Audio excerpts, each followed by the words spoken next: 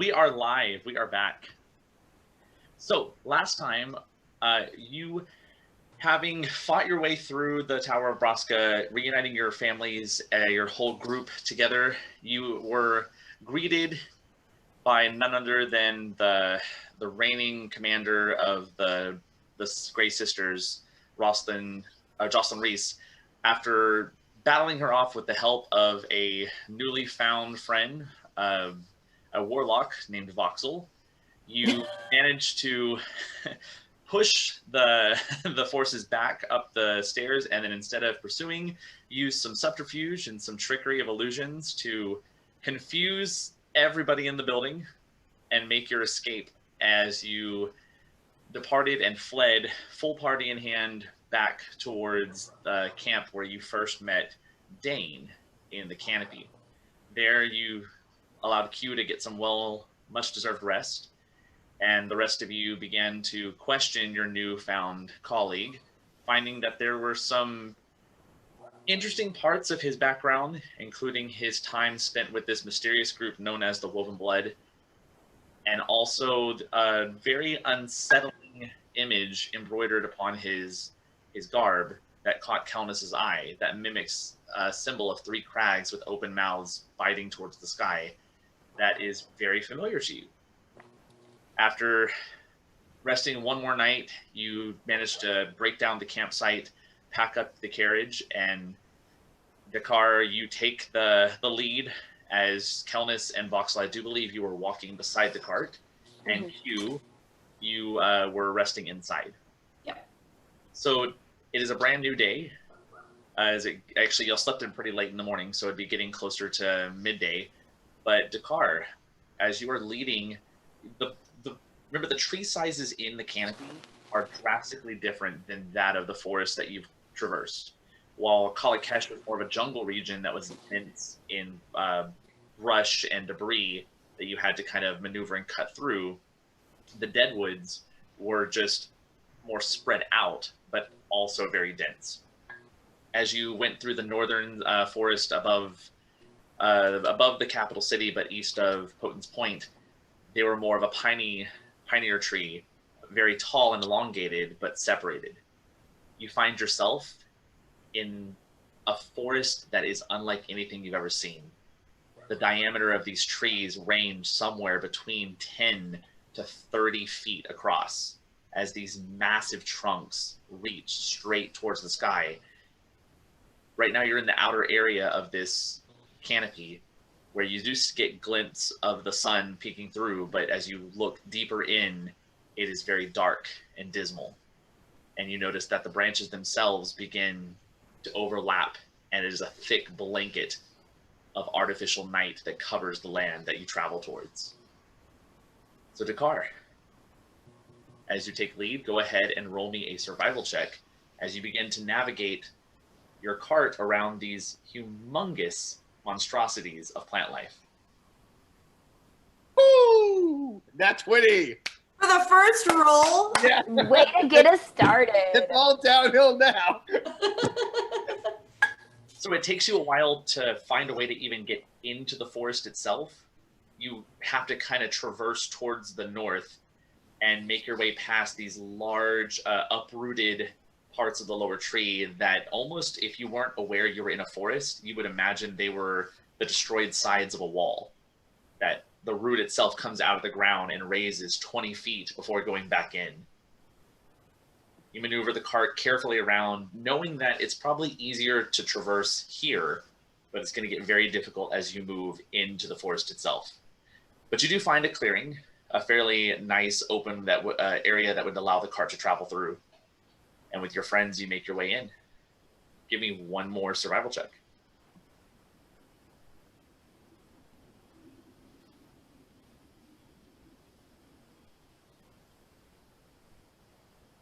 $15. 16 or 15? 15. 15, right. As you begin to push forward, there is a large conglomeration of these trees that begin to push, I use that word, Kat, that push forward and almost create this large fence that ends the flow of the traffic to the right. There's no road. as you begin to maneuver off-road, and you do hear the wood underneath the carriage itself of the wheels begin to strain and creak. But you seem to be going in an easterly direction. What are the rest of you doing? I'm still looking around while we're walking. All right, go ahead and roll a perception check. 9. It's a sight to see, but it is very dark. And you're really not sure what to be looking for in this strange place.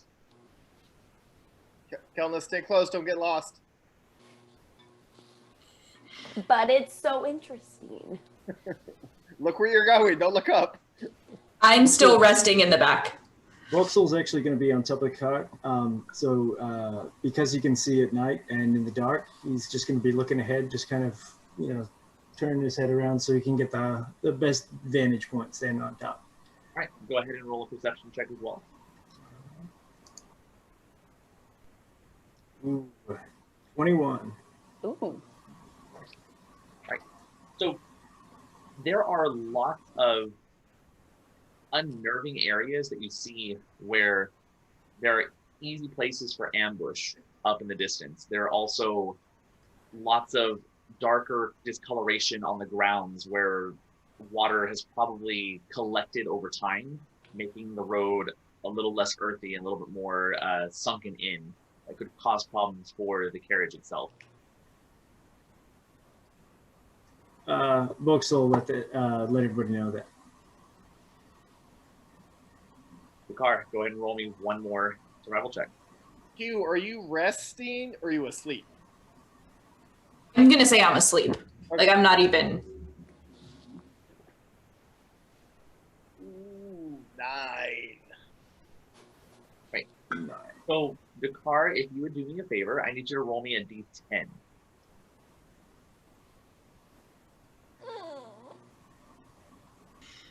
Eight. As you begin to travel, one of the wheels itself begins to sink into one of these muddier areas, and you hear that snapping sound as one of the spokes in the wheel completely splits apart, and the carriage tilts to the left for a moment and begins to kind of have a wobble, and it slows down as the horse pulling it begins to trudge, and you can see it struggling to get through this muddier earth.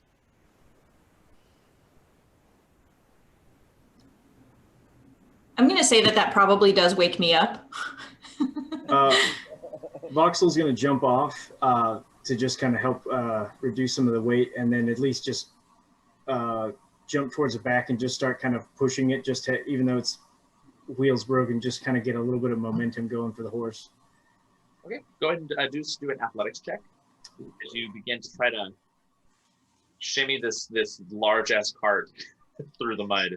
12. Seeing that he's doing that, I'm going to get off the cart to lighten the load. Okay, you say the 12, Joel? 12, yeah. Yeah, it doesn't seem to move. The horse is more of the horse that's getting it to go. It's the horse that's struggling to maneuver. Can I tell which wheel has had an issue? Yeah, it would be the forward left. Okay. Can I go that way and kind of lift that edge of the cart a little bit to see if that helps? Absolutely. Get it out of the... Go ahead and do an athletics check as well. Ooh! 23. Woo!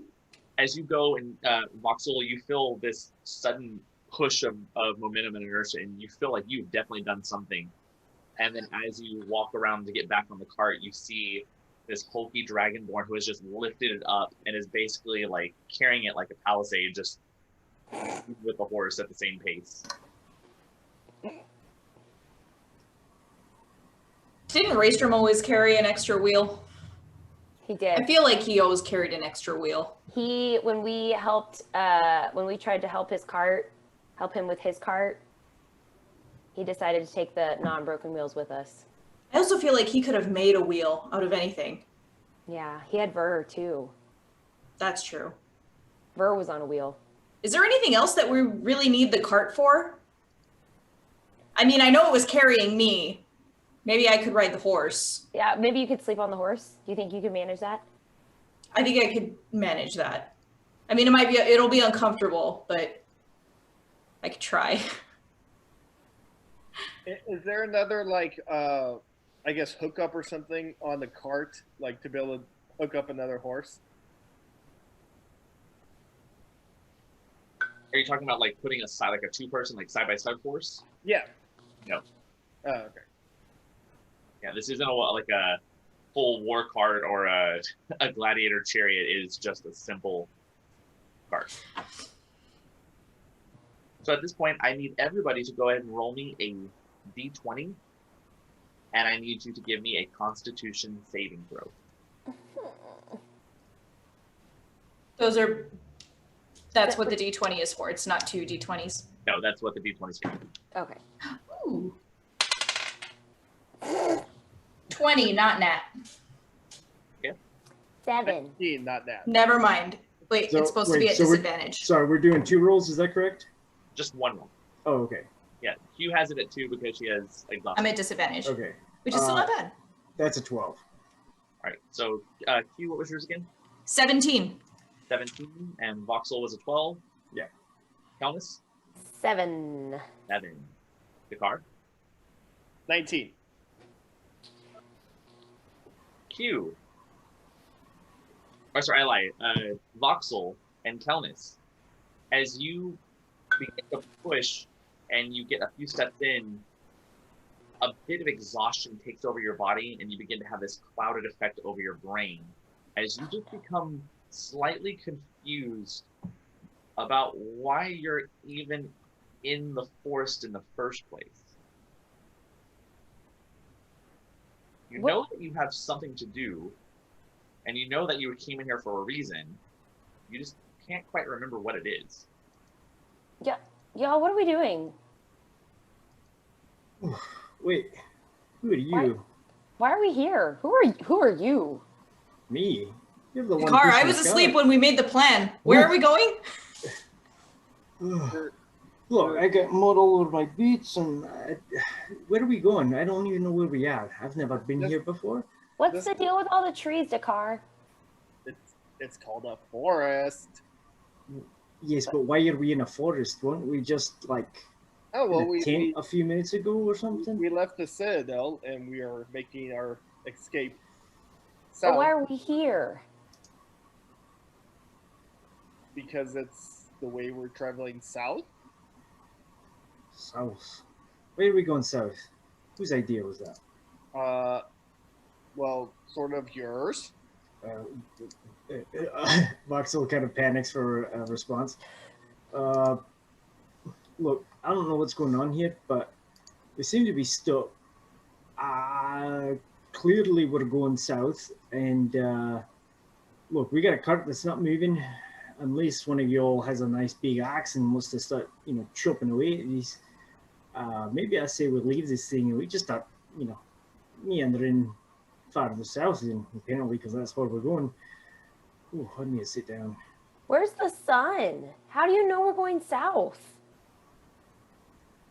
Look at the moss growing on the trees.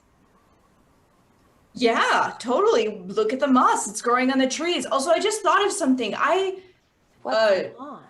I mean, if we're going to leave this cart, I feel like this is a lot of really good wood. If we're going to, can we like chop a piece so I have something to fight with? And then, we can just leave the rest. You don't have that Why bow I would gave we you? fight? Yeah, well, I have the bow. It just, I'm not like super like good with the bow. And it just, Are you good with a board with a nail in it? I might be. I'd probably be better with that. Proficient with makeshift sibs.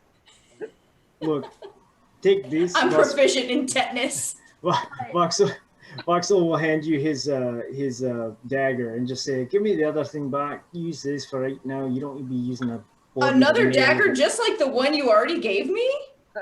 I love it. Thank you. Well, give me the crossbow back. I'll use that for right now. Okay, here you go.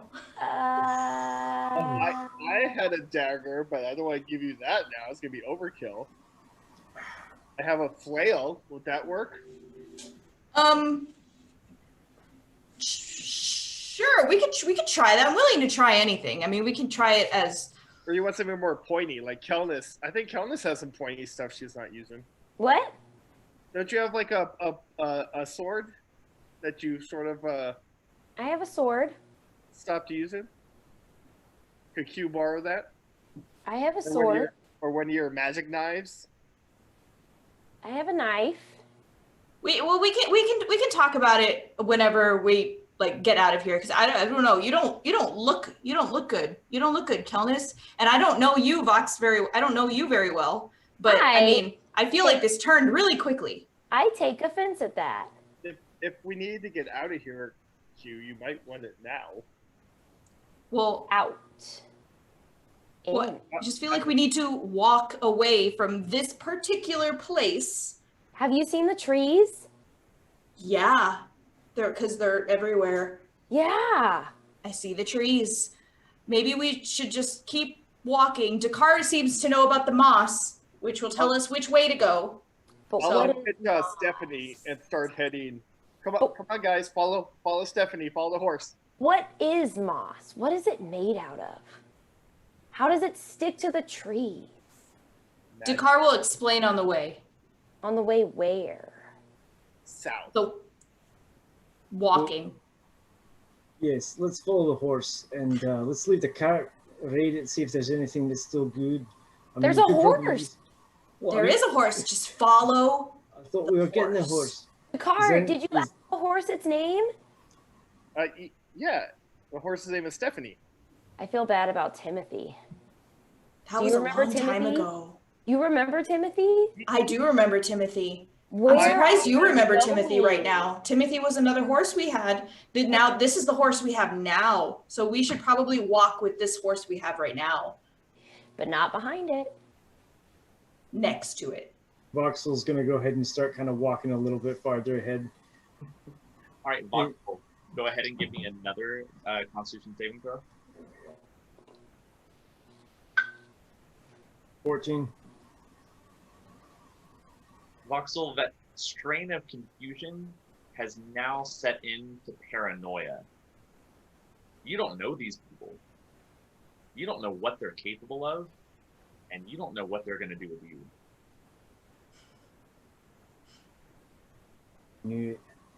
Well, let's go, guys. No. Good. No. Okay, Q. No. You'll need to back away slowly. I'm going south. You'll go your own damn way. No, you were coming with us. You were walking with us. South. South. No, Wait, I'm so- going south. You guys are North. going wherever you want. I'm going south. We were also going Nobody- south. How about we both simultaneously go south and just walk? Voxel's going to just take off running. West. All right, yeah. Voxel just goes into a dead sprint and begins running. He's fast. Who's that? He was somebody who was traveling with us. Are you sure? Yes. I'm gonna Q. make note of which direction he ran. Q. You don't look Voxel, too which way good. did you run? What? Huh? Voxel, which way did you run? South. Yeah, Voxel's running south, just sprinting. You're right. I don't look good. So I'm gonna get on the horse. That way I don't have to walk, because I can't walk very much right now. So I'm gonna get on the horse. Kelnis, will you help me up on the horse? Sure. Thank Here. you. Voxel's just nasty running, like just mud everywhere, and just like he's leaving footprints, and he's just sprinting. Like no stealth at all. Just What's he running away from? Well, I don't know, but he's running in the direction that we were going, and then just kind of said that we couldn't go that way, but we're still going that way. So Are we playing a game? Are we playing tag? you know what? Yes, we're playing a game. We're playing tag. Catch the voxel. Let's go. I'm gonna run after Voxel. All right, as you begin running, Kelnis, I need you to make another Constitution saving throw. 16. Kelnis, you don't know what Voxel's capable of. In fact, you were asleep in that amulet. You don't know what Q and Dakar did to make everybody so mad. You're kind of suspicious about them as well. What else are they keeping from you? So basically, I should act like Dakar. Sorry. I had to throw that in there. Sorry. Today's episode is called Passive Aggressive. Okay, so I'm running and like this dawns on me and I like slow to a jog and then a walk and then I kind of look behind me at Q and Dakar. Let's go. Come on. We gotta go. Where? You were trying to play catch with Voxel. Was I? Yeah, Huh? you were. Or did you just want me to play catch with Voxel? I mean, yes, but that's also because you're kind of not following what's happening here. Well, then what's happening? Why don't you just tell me? We were walking. Are you trying to keep something from me? If you let me finish, Kelnis, my friend. Whoa. That sounded sarcastic. A little bit, but I need you to listen. I need you to listen, Kelnis. We were walking in the forest and all of a sudden you got confused and we're trying to help you, but you keep getting confused. Like what you're seeing is not what's really there. So please just follow the horse. But how do you know that what I'm seeing is not really there? Because not in my head. I know, but it's because I'm on this side and you're not understanding what I'm saying.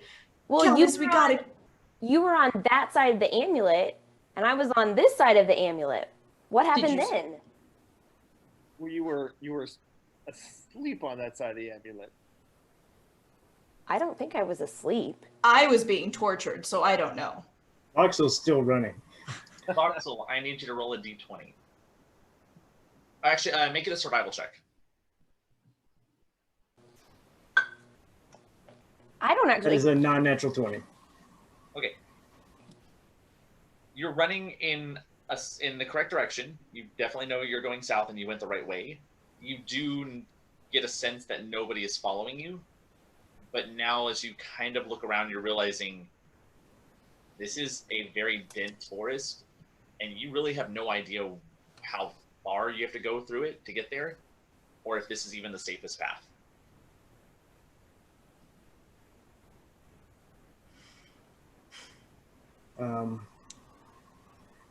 Voxel's gonna stop for a second and pull out his water skin and just take a big drink from it. Okay. And try to start climbing one of the smaller trees. All right, the smallest tree has a rough diameter of about 12, 15 feet, and it extends maybe about 90, 100-ish feet high.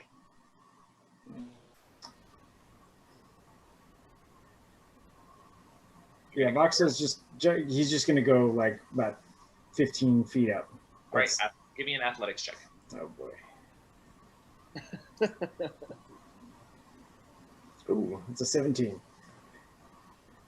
You get started, and you do get a few feet up, grabbing onto the roughened bark that is chipping off, and you use it almost as makeshift like hand grips as you mountain climb this mountainous tree. And then you start looking around. There's no limb anywhere in sight. You would have to trust the bark to hold, and you're only about 20 feet up in the air.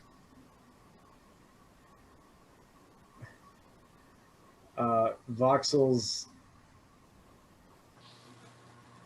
just gonna slowly start letting himself down, but he's just huffing and puffing. He's a mess right now. He's sweating and freaking out. And Dakar, what are you doing?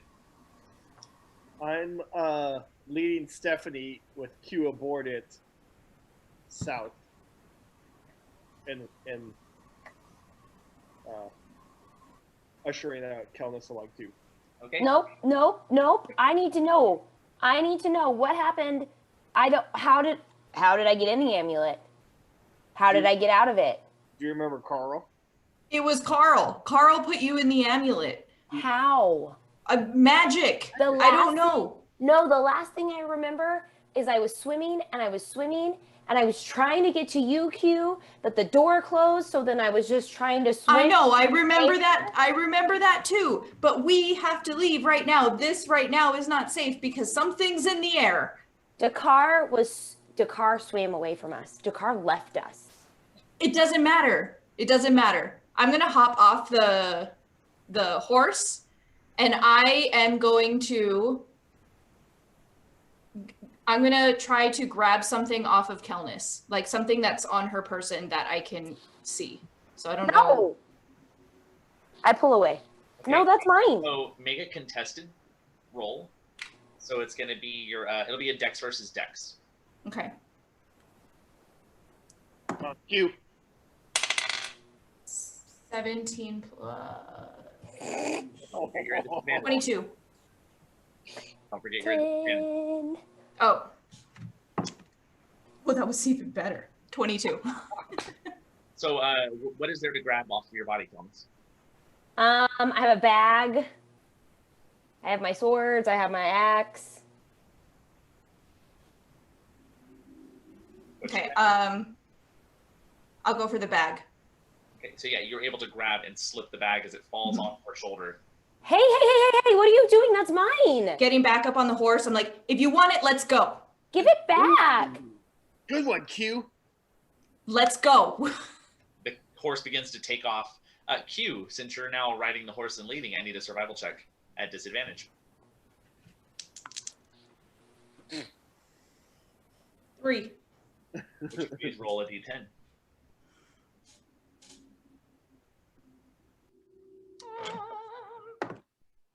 4. You begin running in a direction that you believe is the path that Voxel had gone. Picking up the horse with the group following behind, eventually there is a noxious odor that begins to take the horse as it begins to stagger back.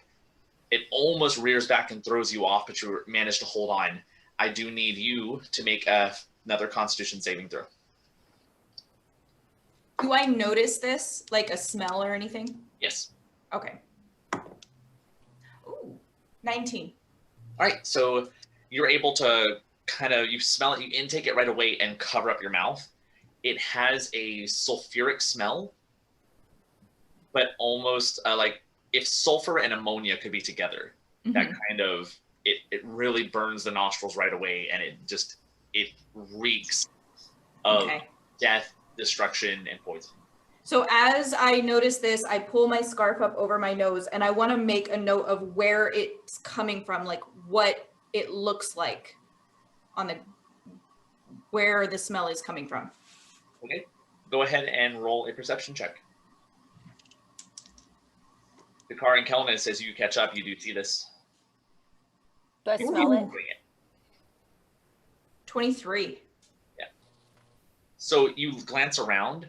There doesn't seem to be any still puddles of water or anything that would be like naturally dwelling and making this, but you do smell it coming from one of the larger trees itself. Okay. So I turn around and I say, it's coming from some of the bigger trees. It's coming from some of the bigger trees. And I just go the opposite direction. Okay. Give me back my stuff. Well, come on. I chase the horse. Catch her, Kelnis. Don't be a jerk, Dakar. You left us. I came back for you. Stop. I don't know. I was in an amulet. How'd I get there? Voxel, what are you doing? Voxel has crawled back down. He's huffing and puffing, and he's kind of muttering to himself. And he's just going to start saying, oh, they want that amulet. That's what they want. They want it. They want it. They want it. And he's going to start just running again because he realizes climbing a tree was just a terrible idea. And it's not his forte. So he's just, going to keep trying to run, just sprinting. And all right, go ahead and roll another survival check. That's a 19. You continue running south as if you feel like you know where you're going. About 10 minutes has passed since the first time you kind of had that confusion cover your brain. Both of you, Voxel and Kelnis, you can make another Constitution saving throw. That's a 13. 14. Same symptoms. What? As I'm riding, I'm going to kind of look through the bag and see what I see. Why am I running? Q, why are you running away from me? Because you wouldn't follow. Are you going to follow us? Why? Where are we going? South.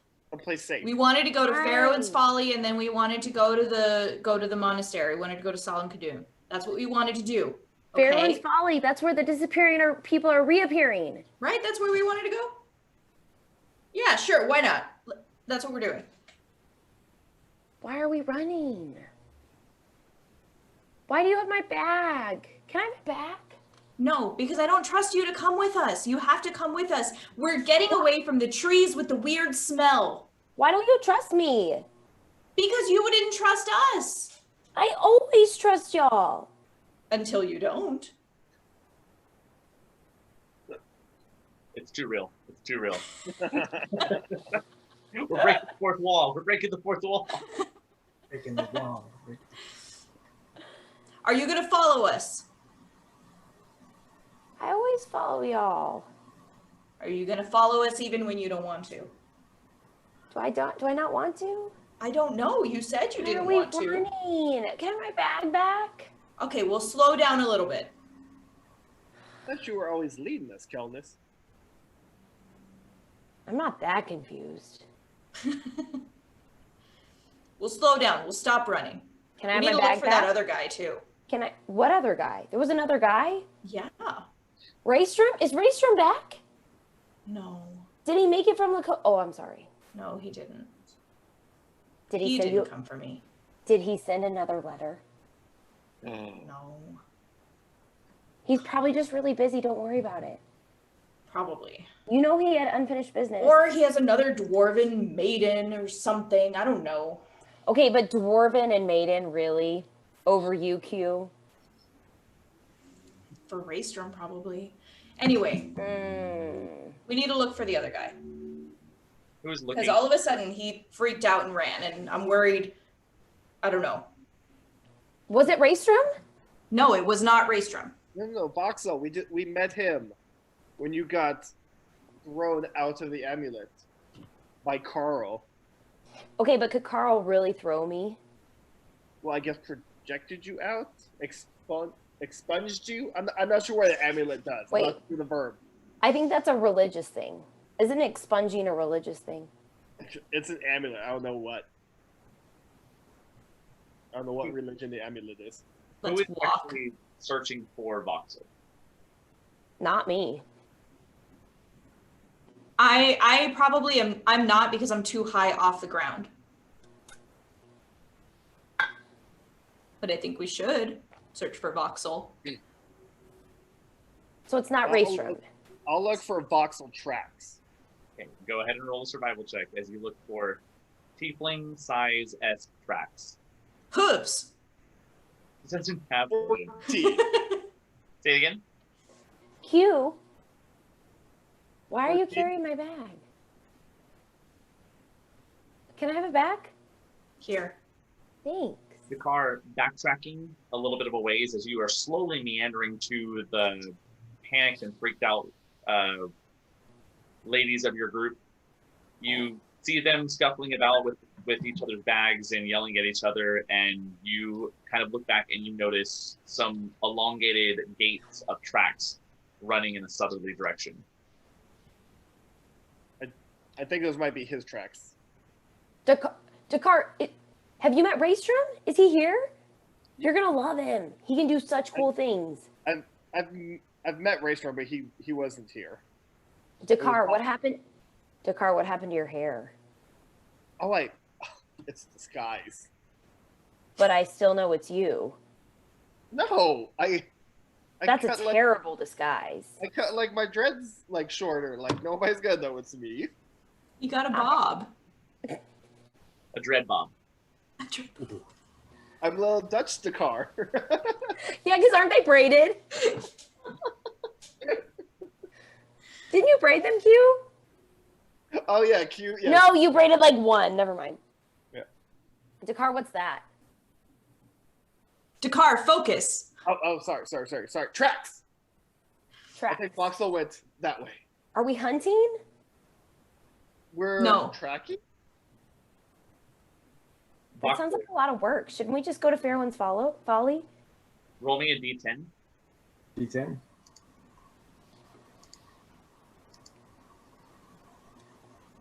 That's a 10. As you run, for the first time in a while, an opening clears. It's about maybe 30 feet in diameter, but a clear circle, almost as if there was something here at one point that the forest had built itself around. And standing in the middle are 4 small oaken staffs, each with a single metallic-like orb that sits on top of it. Ooh. Can I investigate that? Absolutely. All right. That is a 9. The 4 staffs they're equidistant from each other, making sort of like it makes a square, and even the perfect distance between the two that kind of crisscross, it's perfectly squared off. But other than that, there's no real identification.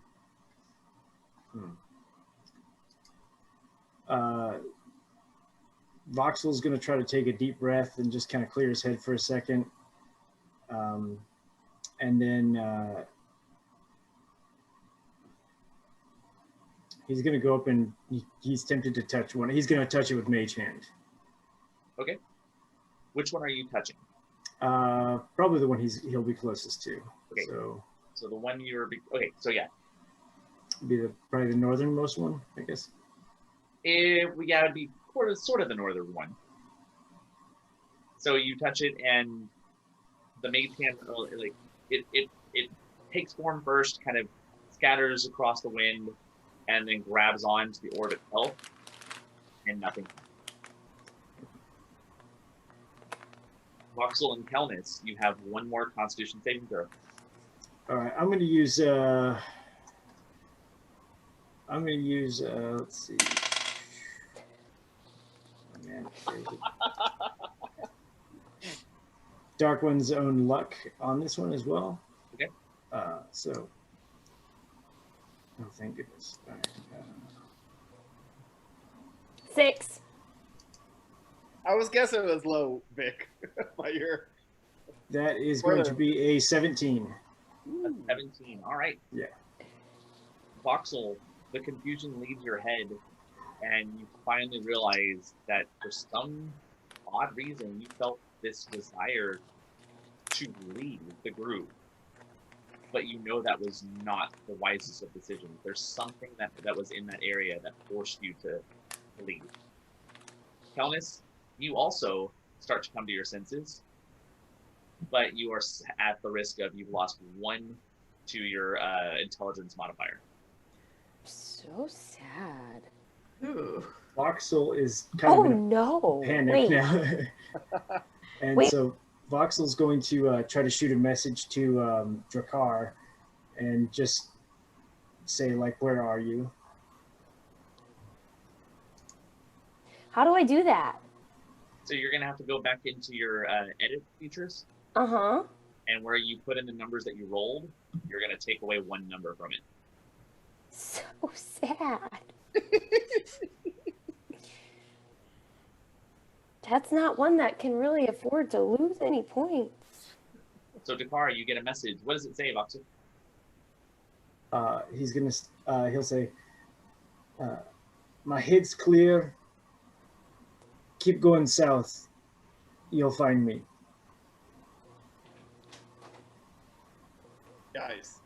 Guys. I think I just had a wake dream. Oh no. Like Like- Voxel was just talking to me. Are you sure? Yeah. Are you starting to get confused like Kelnis? No, you don't confuse that accent. Hey! That's Excuse me supposed to be right accent. here. There's no confusing that. He's of clearer mind now. He's south waiting for us. Who's he? Voxel. Y'all, wait. Can he hear us? I don't know. I think he's a member of the Pervasive Fury. He's got these designs on his armor that are the same ones that everybody else who we've encountered that's in the pervasive fury, those people who come in groups of 3 and attack us every time. It's only one. There's only one of him. And look at my armor. I know. My armor. No, but that doesn't mean he's by himself forever. He even said, he told me that sure, he's traveling alone by himself now, but eventually he's going to go back to like whoever else is in his group. What if we ask him who else is in his group, and then depending on how many people he says about that, or we could ask where he got that clothes, because we all know we don't always earn our clothing. Dakar! Yeah. Oh, was that really obvious? Sorry. My head's still a little foggy, I guess. I'm gonna change up my leather armor right now. Like just emphatically, Okay. like fine. But I think Do you get armor, Q, or do you still have armor? If my leather armor. Oh, okay. It's like my jacket. he did a great job getting us out, and I really appreciate it. And I think he's got some really cool tricks up his sleeves. I think we should just be Magic, careful. I know, that's the best. Shh.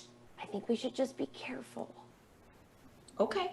Oh, I guess you can say magic now. I'm sorry, Dakar. The last time we were all together, that was a word you shouldn't be saying. The trees are listening. I think we're I think we're far enough away. Are they talking to one another? No, but we should probably go south. Okay. Thank you for the heads up, Kelnis. About 20 minutes later, Voxel, you do see 3 familiar figures approach the area, and your party is now reunited. For the horse. Or just a little more. Well.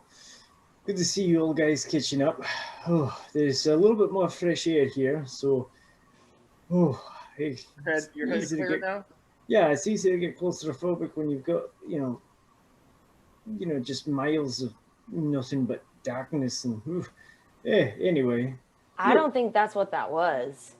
It was the trees, the smell. You didn't smell that? Like it smelled like spicy. But it wasn't smelly the whole time. No, but it definitely, it gave me a little bit of the chills, but look, but here, look at this. Notice something, there's something different. There's not really a lot of trees around here. There's just a big circle. And notice what you see. Dakar! What? Those are like the other ones, like the like yours. By your tree. Ooh. Did those ones have orbs? Did those pillars have orbs? Can I touch one? I mean, I just ran my little fingers across it and it didn't seem to do anything, so. Which I one think did you that's touch? safe. This one right here. Can I go touch the next one over? The next closest one? So you not the one that he touched, but the one next over? Mm-hmm. Okay. Yeah. Go ahead and roll a d4. 3. You see your dragonborn friend walk over and go, "Can I touch this one?" And she puts her hand on it, and in a blink of an eye, she's no longer there. What'd you do? I hate this place. But Voxel's just like, I just ran my little fingers through it, and he's gonna take his mage hand and touch the same one that she did. Oh, but not like your fingers, the fake fingers. Oh yeah, I forgot to mention that. Yeah. So That probably would have been important. Look, I kind of forget that other people can do that. So I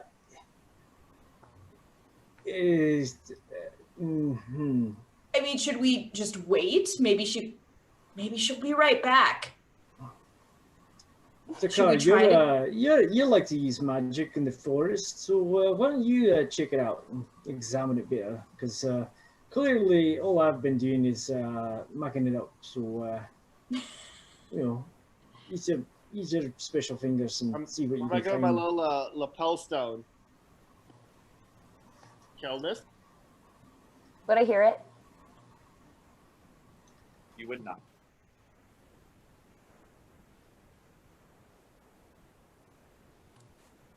I turn to Vox and I say, if she's dead, I'm going to murder you. No, Well, think I know where she may be. Where? Is there any verbiage on the post with the orb that Kelnis touched? Roll a perception check. Or an investigation check, actually.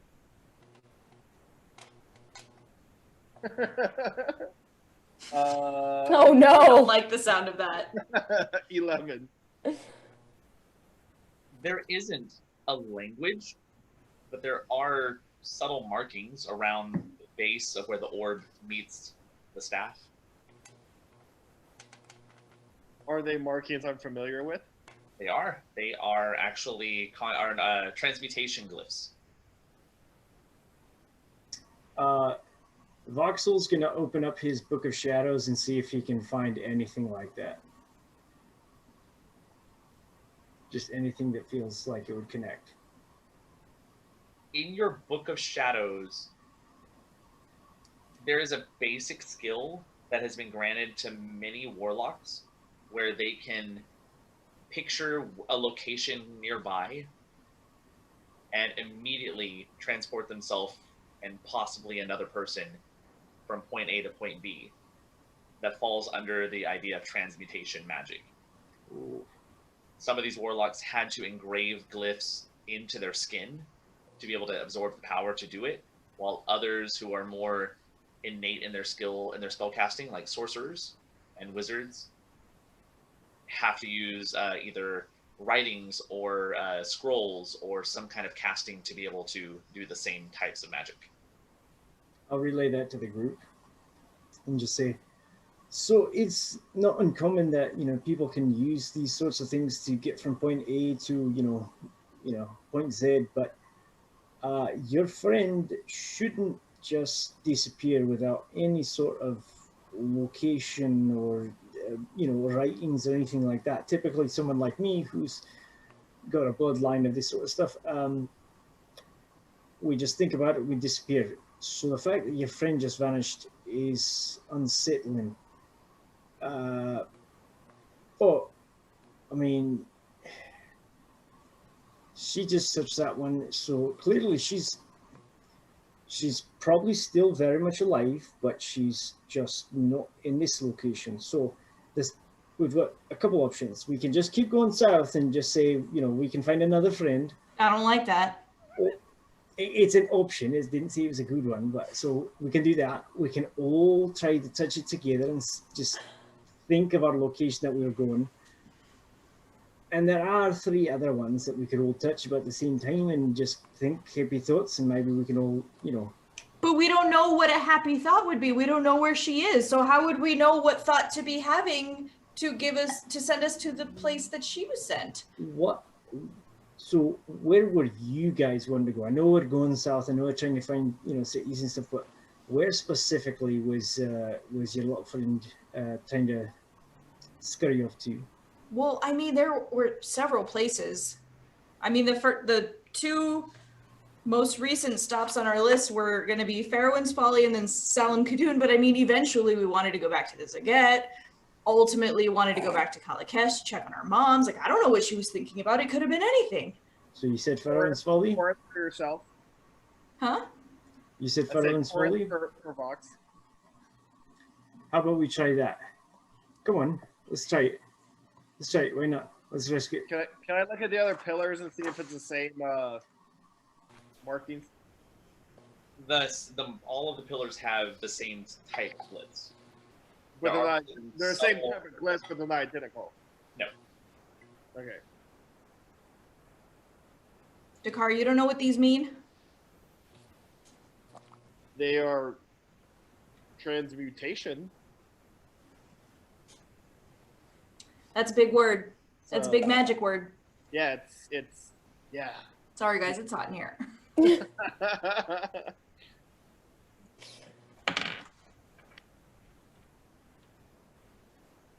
Okay. Our 18 to 42 demographic just shot up.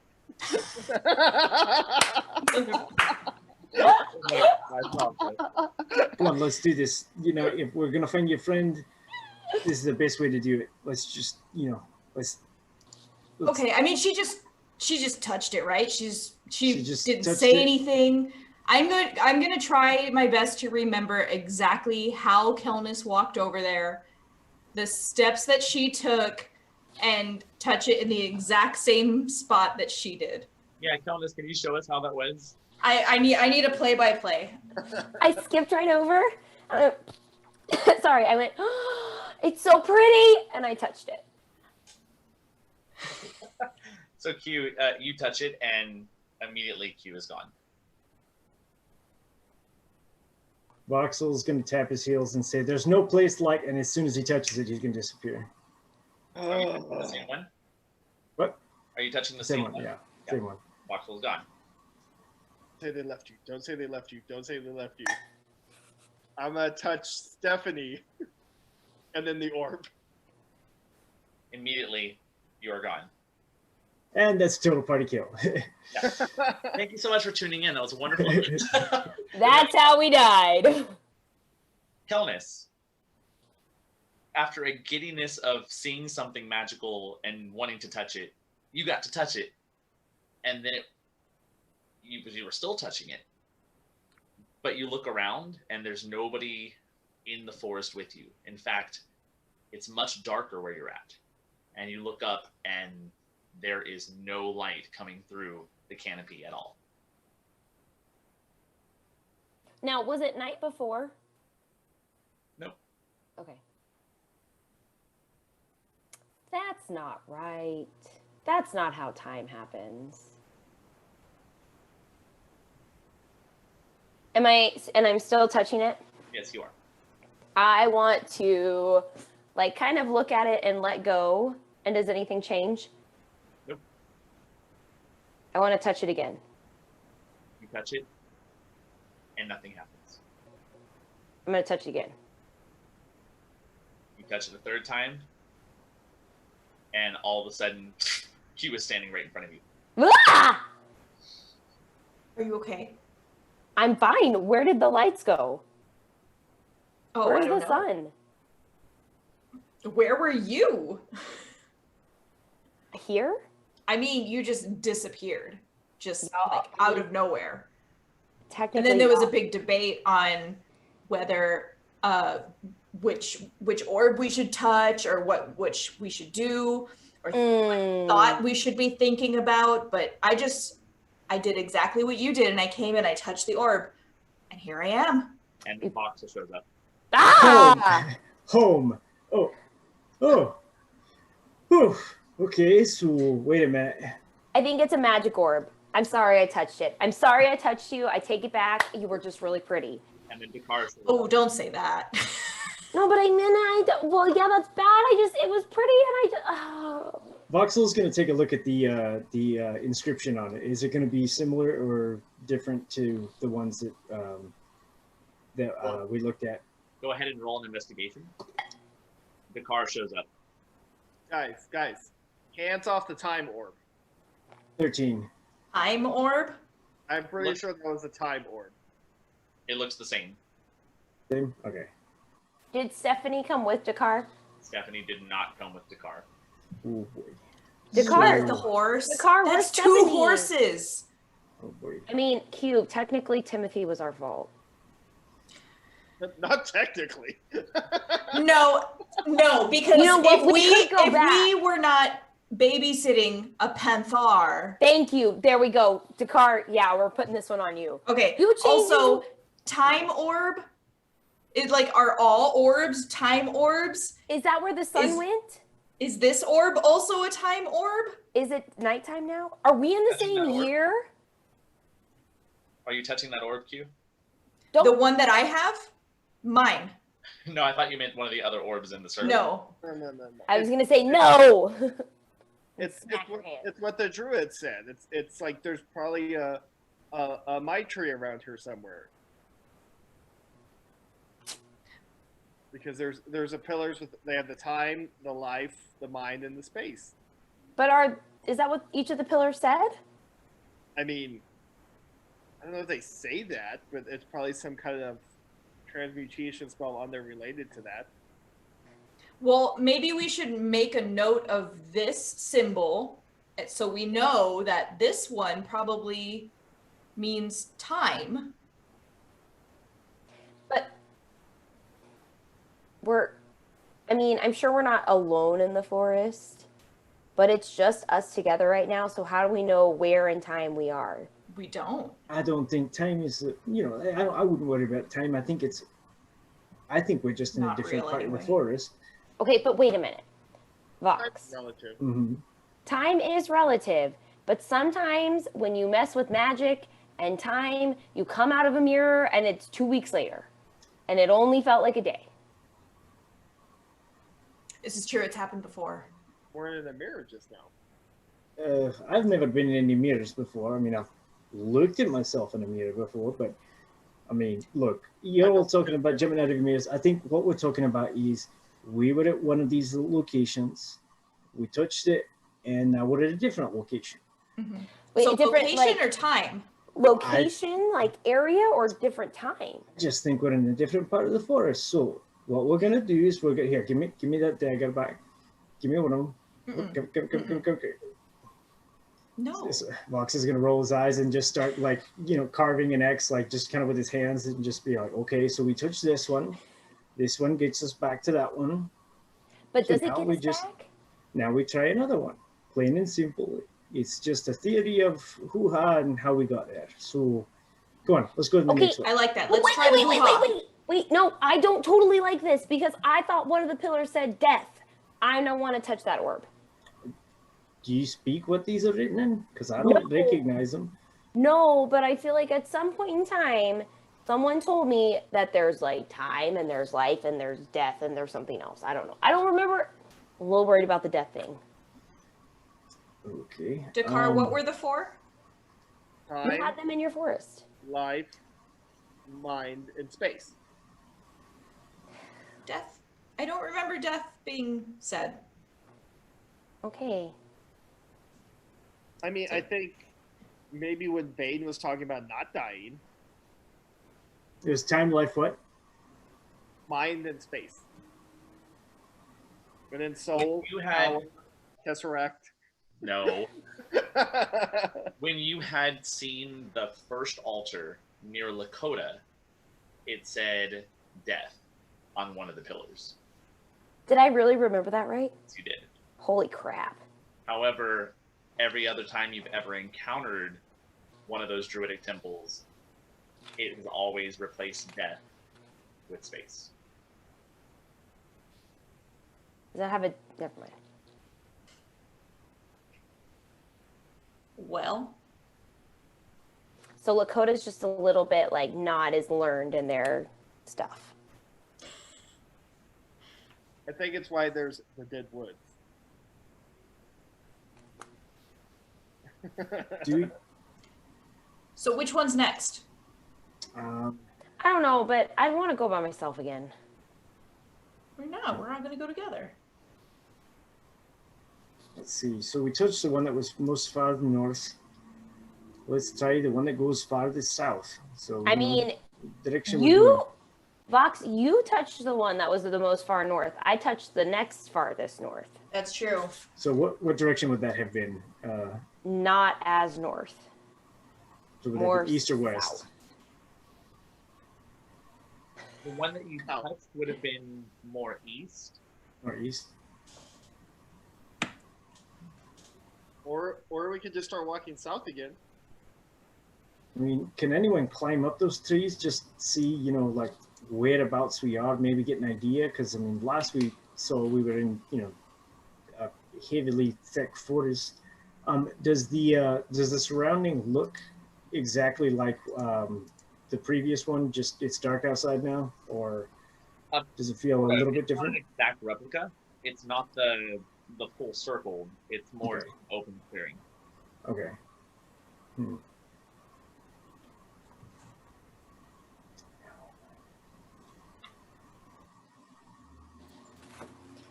Okay, well,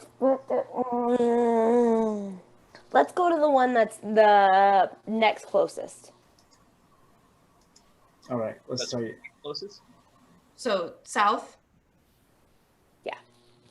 All right. Okay. D4. What? Roll a d4. Me? Yep. Ugh. 1.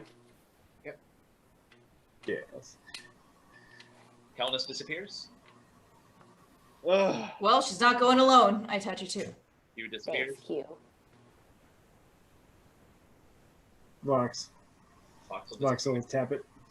Boop.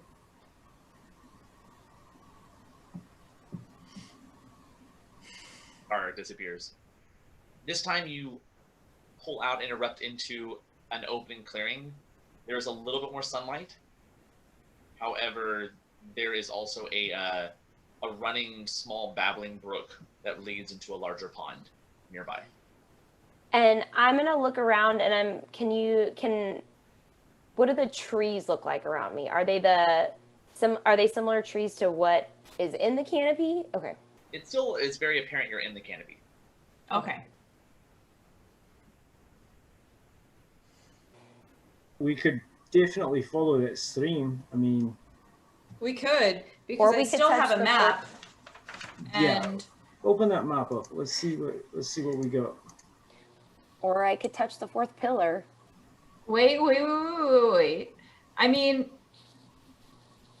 I'm sure this map doesn't show every babbling brook that exists, but if it's the babbling brook that's on this map, if we follow it eventually, we will get nowhere near where we want to go.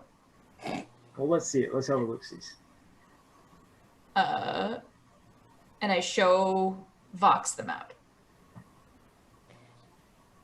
You have one, right?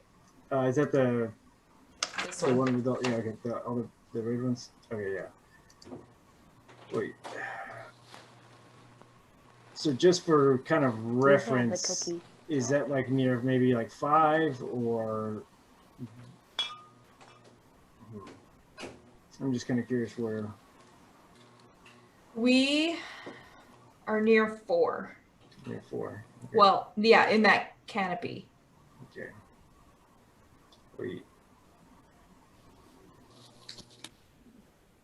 Q, where do you think that babbling brook is gonna lead into? I big don't think this babbling brook is this babbling brook, but if this babbling brook is this babbling brook, we will end up at Plastos. Because that's the only body of water that's on here. Okay. But I don't think, because this doesn't look like the peaks, and this also doesn't look like the Deadwood. So I'm gonna say we're not at this body of water. Mm-mm. Also, I think that was like a hardcore river. It was. There was some fun. Voxel's gonna like tear up the ground next to the one that we just came out of and say, okay, so we've gone through that one as well. We can either keep going or we can start following the river, but I mean, we've done 2 so far. We might as well try them all, right? might as well. Let's do it. All right, who's touching? I'm gonna go to. So this was the first one we did. That was the second one. I'm gonna go to the next one over. So not the one that Vox touched with his mage hand, but the next one over. So the one across from The first one. where it was dark. All right, Yeah. roll a d4. 2. Okay. Boop. You were Same. You are transported back to that dark, shadowy area where you were before. I'm gonna look around to see if there are any of the X's that Vox made on the ground. They're still there. Okay. And the babbling brook is not there. No.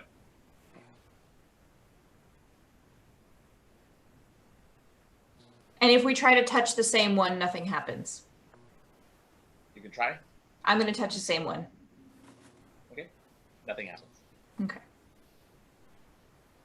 Okay, so One left. no, 2 left, don't we? In this one, because we were in one place, and now we're in this middle section. This middle section took us to the Babbling Brook. Babbling Brook took us back here. So we should have 3, shouldn't we? I mean, here Or at 2 the technically, babbling, no. here at the babbling brook, Oh, you're not gonna be able to see. Or where we were at the Babbling Brook, because I'm not at the Babbling Brook anymore. Have you? Did y'all touch the third one? Yeah, we. I did. I'm with you. Maybe this is the same place that we were before, but it's a different. We touched a different pillar. Staff. Yeah. I don't know. Magic. But we have one more that we, or a few more that we haven't touched. So. Since we can't go back. Can I? Well, I didn't know we can't go back. Can I try and, like, from the underside, try and wiggle the orb out of the staff? Yes. The one that I touched to get here. Yeah. Gently. You go and you try to pull it out. It doesn't pop out. It seems to be either affixed to the staff, or by some means it is being kept down and held down. But you can roll an athletics check.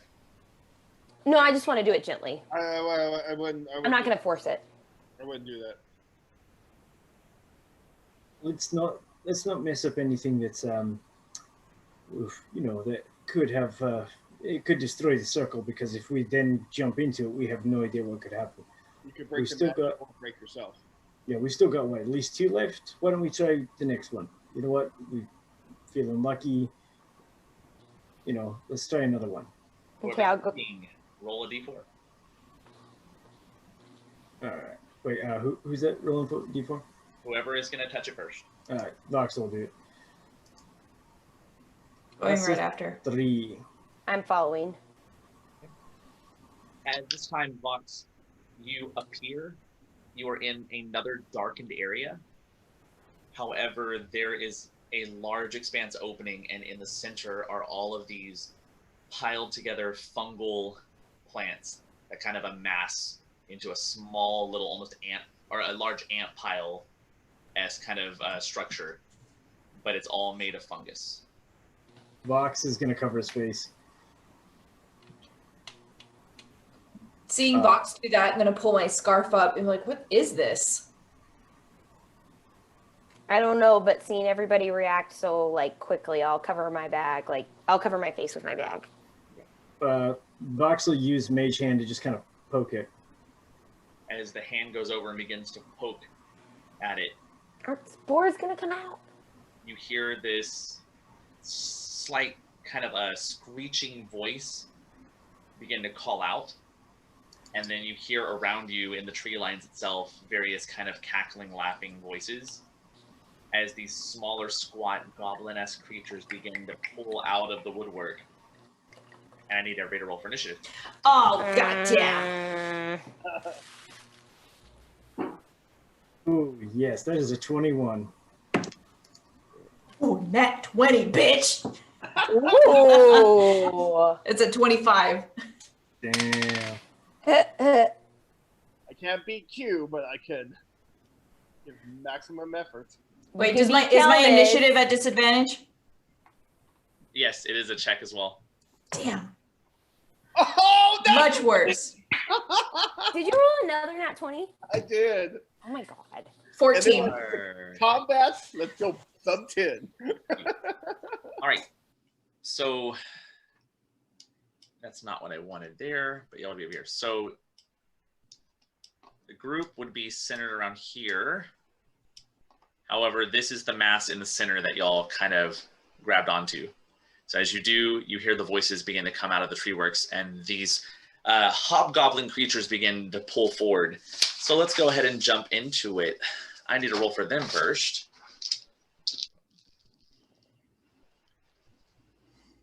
Not too bad. All right, let's start with Q. 14. Voxel? For initiative? Yep. Or mine is a 21. 1. Kelnis 7. and Dakar. 23. Ooh, well placed out. They did. They were interesting as well.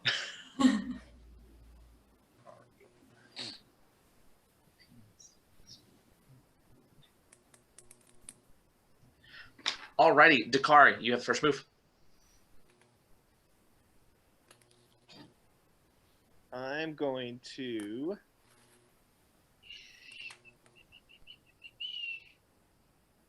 move next to Q.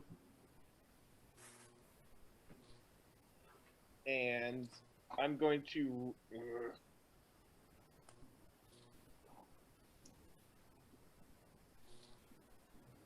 I'm gonna produce flame and chunk it at this guy right here. Okay. Go ahead and roll your attack. 21. 21 will hit. Yes.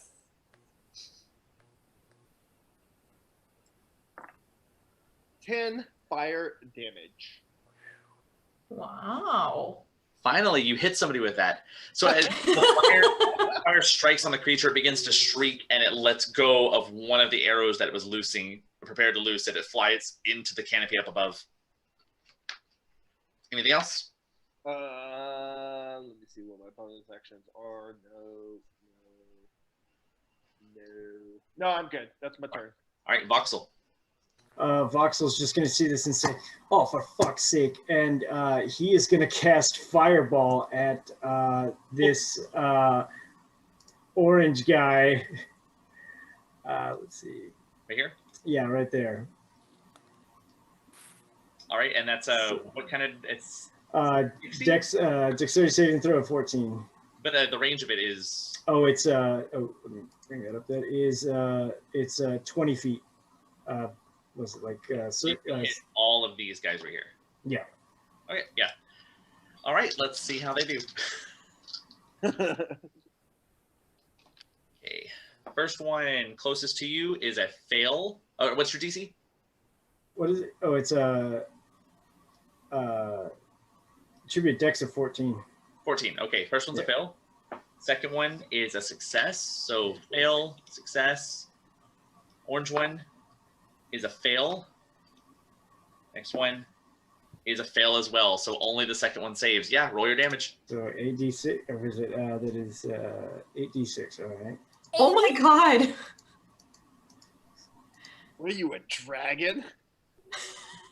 That is 33 damage. Damn. Just oh, for fuck's sake. 33 loves this. damage Mm-hmm. as you incinerate everybody except for It's the one. 33 damage each? Yep. Oh my god. So except for the third one. Damn it, Voxel.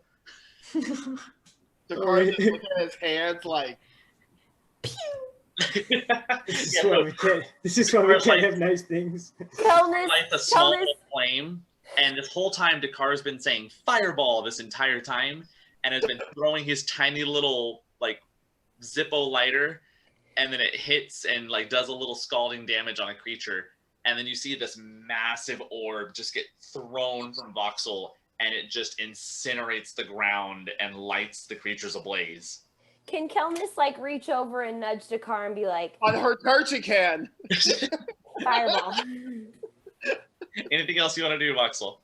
Nah, that'll be it for Voxel. Okay. Q. Q is gonna be like, oh my god, you don't even need me right now. And I'm gonna ready a dodge. Alrighty. Kelness. Okay, I'm going to reach around Q and tap on Dakar's shoulder and be like, sparkler damage. Sparkler damage. That You wasn't too. Sparkler. No, but you do sparkler damage compared to him. I like him. And then I'm going to use my action to give Q my short sword. Okay.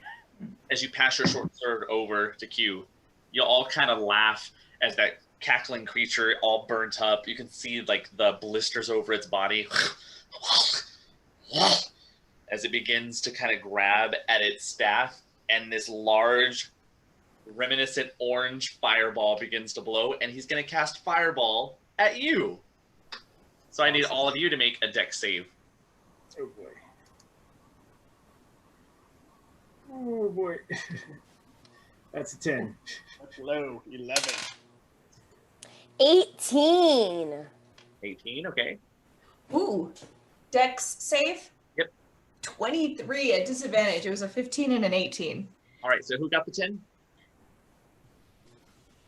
Oh, that was mine. Yeah. All right, so Vox was taking full. Everybody else takes half. Hi, guys. Half of. Oh, okay. Started this. That's for what he's about to roll.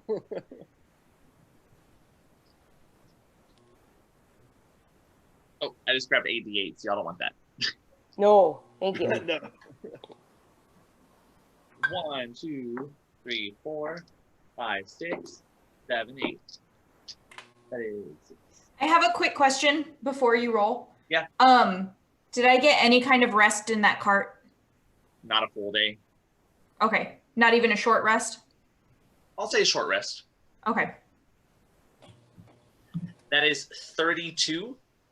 Oh, boy. So reduced to 16. So 16 Q, 32 Voxel, 16 Kelnis, 16 Dakar. Oh. And then he's going to make his movement and pull back. That's going to be his turn. That's going to take us back to the, actually this one down here, the small hobgoblin, is going to maneuver around. And he's also going to hide or attempt to hide. Oh, real quick. When I cast Fireball, how many guys did I take out? Was it You took out 3. 3? Okay, cool. Because I have a feat. I just needed to. Yes, you get your temporary hit points back. All right. Yeah. Does that apply for each creature or just? Every creature you Okay. reduce to 0. All right. Sweet. Alrighty, that's going to take us back to the top of the order, Dakar.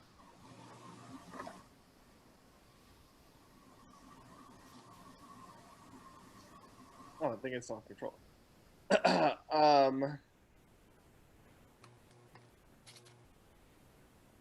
Not when to be outfired. Haha. I'm gonna move up here, and I'm gonna cast Guiding Bolt at the fire ball guy. Okay, roll your attack.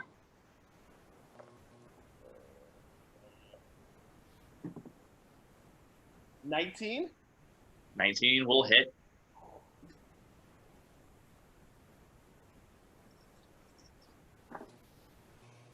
$15, 16, 17 radiant damage. Ooh, 17 radiant damage. As you erupt this large chaotic blast of divine energy that rips through, shreds, and kind of cuts through a portion of that fungal monstrosity in the middle, and then it just beelines, kind of swerves and curves around some of the landscape before slamming into the creature, leaving this open wound that just shows the innards inside as he falls back and just collapses.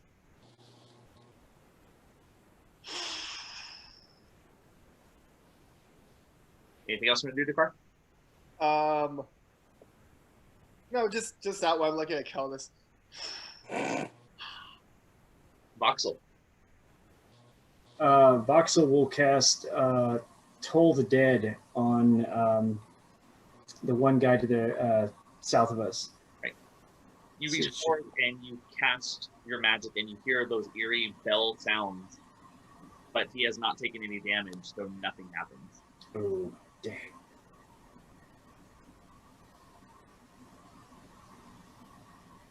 Wait, is it only if they take damage or? For Toll of the Dead? Yeah. I believe so. It's a cantrip. Because I have it so it says they must succeed on a wisdom saving throw or take 1d8 necrotic damage. If the target misses any, then it says, but if they have taken damage, then they take 1d12. You are right. I apologize. Oh, that's Right. That is a 2 on the dice, so yeah, roll your damage. All right.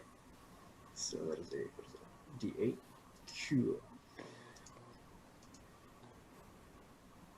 That is 3 damage. All right, 3 is 3. Damage is 3 is 3. Can't fight that math. 3 equals 3. That is a true story. All right, Q.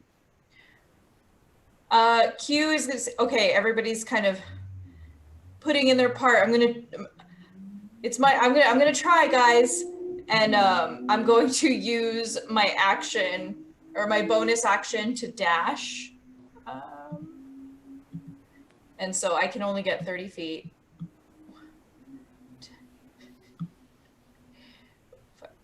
30, and I use my bonus action to do that, and I'm gonna use my action to ready a dodge. All right. It is going to use its action to dash and make an escape.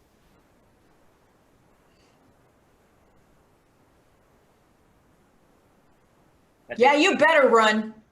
There they go, Q. You scared them off. Your turn. As I hobble back over. See that? Way to scare them off, Q. Are there any more orbs that we have not touched?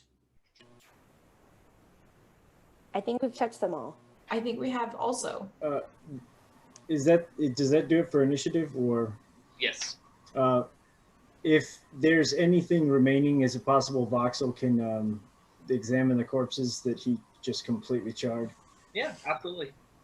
Go and do a medicine check. All right. Or a nature check, either or. That's a 15. These are hobgoblins. They're normal kind of nuisances around woodland areas. They live in small communities, are very aggressive, but are territorial. Yeah. Does he have anything on him? Do an investigation check. Investigation. All right. That's a 17. The only things that would stick out, there is a small kind of treasure trove of goodies that have been tucked away in the underfolds of this fungal kind of building. It sums up to about 13 silver. And then the staff itself that the main threat was holding that cast the fireball at you as well is a very ornately decorated walking stick. Cool. Anybody want the stuff? It's pretty cute. Well, Dakar, you could use them like, I don't know. Skiing. Downhill, yeah, downhill skiing or whatever. You got two. I guess all skiing's downhill. I don't know. I've never been skiing. Downhill skiing. I didn't even catch that. Cross country skiing. That's what I'm looking for. Sorry. I mean, I'll hold on to her for a while. I mean, maybe. Actually, let me try this, and I'm gonna use detect magic and see what happens. Okay. You pull out your wand. Are you using the wand or are you using the? Yeah, the one. Okay. The one. As you swirl the wand, the staff itself is mundane. It is not magical. But the orbs that are around you are blasting transmutation magic. And there is also an aura of illusory magic.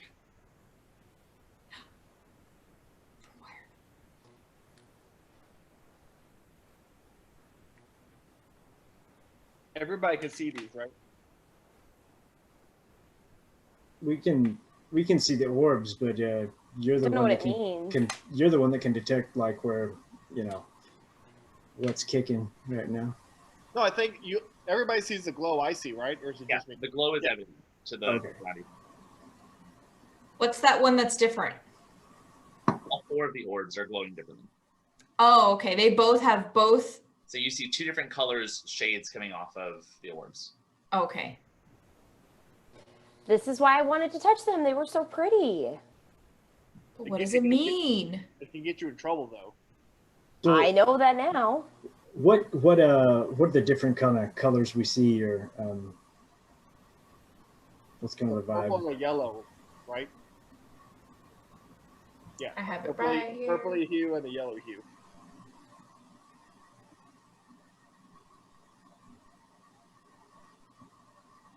So what are you guys feeling? Purple or yellow? Well, they're all glowing the same sort of two colors. Oh, they're all the same. Okay. I believe that's what you said, right, Vasquez? Yes. So Okay. they have a hint of transmutation magic on them, but there's also an underlying essence of illusory magic. Dakar, what's illusory magic? It's loose and airy. So like, So Vox, what's illusory magic? Illusory magic is, well, you remember when we were in the tower and I was able to make myself look like that. Rod. Yeah, you know, yeah. Jocelyn. Yeah, it's like that basically. It's the ability to make something appear as though it's no. So then what are these staffs? What are they really if they're not maybe staffs? I think they're staffs. I think what's around us might be the different story, because 2 times we basically were at nighttime. And is it nighttime here or is it like real dark here? It's dark here. Okay, So is there dark somebody here, it's light here. So I'm not saying the forest isn't real. but I have a it's feeling not. that we're in some sort of maze, or at least like, some sort of, I think we're being tricked basically. So I don't think we can see past these, past this. So I think someone's playing a trick on us, but I mean, personally, I think the best way is, we at least taste a little bit more, because we know that they're not damaging us, but I think we need to try, at least see if we can get somewhere where we can get a little bit more of an idea or get some more knowledge about this. so touch another orb. Yeah, let's touch another orb. We've All touched right. them all. Well, let's just, I mean, Well, we've touched all of them in different orders in different sections. I don't think this is the same circle. I think these are multiple ones present in the circle, in this canopy. so should we keep going kind of like clockwise like we are going, or should we go Yeah. backwards, Yeah. or just So- choose a random one? Let's Clockwise. just choose a random one, and Vox will kind of tear up the ground by the one that we actually came in by. Okay, you tear up the ground and make your marking, and Yep. whoever's touching first, roll a d4. I'm gonna follow Vox. Vox, you've got a great theory. You touch it, then I'll touch it. know Yeah, about Vox will reach for one and roll. That's another 3. All right. You roll and you reach, and you are transported back to the other darker shaded area. There is a small babbling brook nearby. In this dark area? Still have an X next to it? Yep. Okay. Well, I I mean, feel like we've seen it before. This is dark and it has a babbling brook.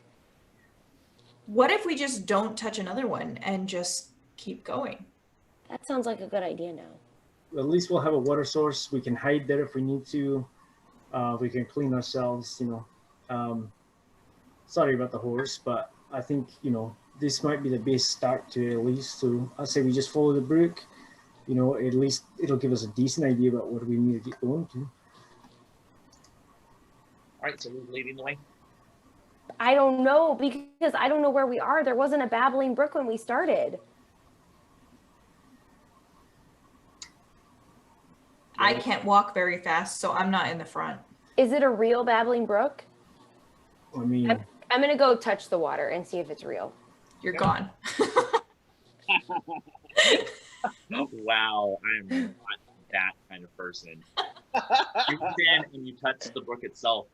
I need you to make a dexterity saving throw. You're that kind of person. I mean, I lost a whole intelligence point.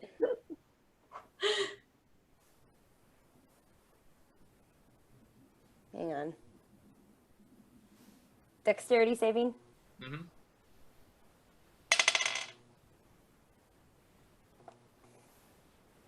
6. All right, as you reach in, the moment you hit the water, this rush of electricity springs up your arm and your whole body begins to convulse as these small little yellowish beaded lights begin to fire along the bottom of the brook. and you are going to take 2d10 lightning damage. Ugh. That is 6 points of lightning damage before you finally get pushed back and you fall on your back, and you are disabled for the next 10 minutes. So is she no longer touching the water? Nope, she's not. Okay, Don't- so I'm gonna go. I'm gonna be like, Countess. Don't touch the water. just out of reaction, Voxel will cast Spare the Dying just as a reaction. Just Knee jerk. The body stops convulsing and begins to settle. where the fuck are we? Well, the water's not water, obviously. Clearly not. So this might be part of the illusion that we're seeing.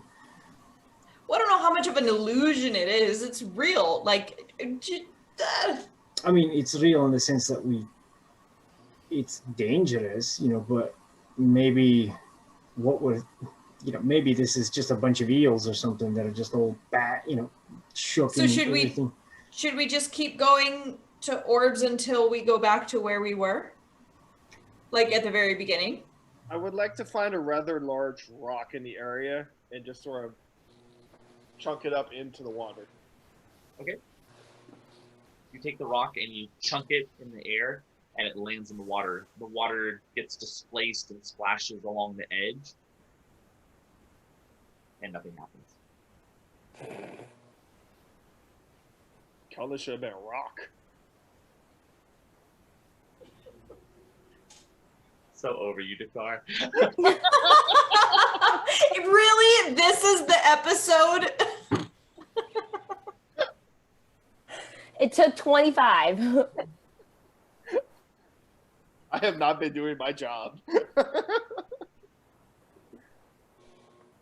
So, are we staying here, or are we gonna just keep touching the orbs? I think we might need to keep touching the orbs because we got to get out of here. So Yeah, I'm gonna wait until Kelness gets up because that's true. That's a good point. yeah, That's what I want to ask is what does it mean for me to be disabled?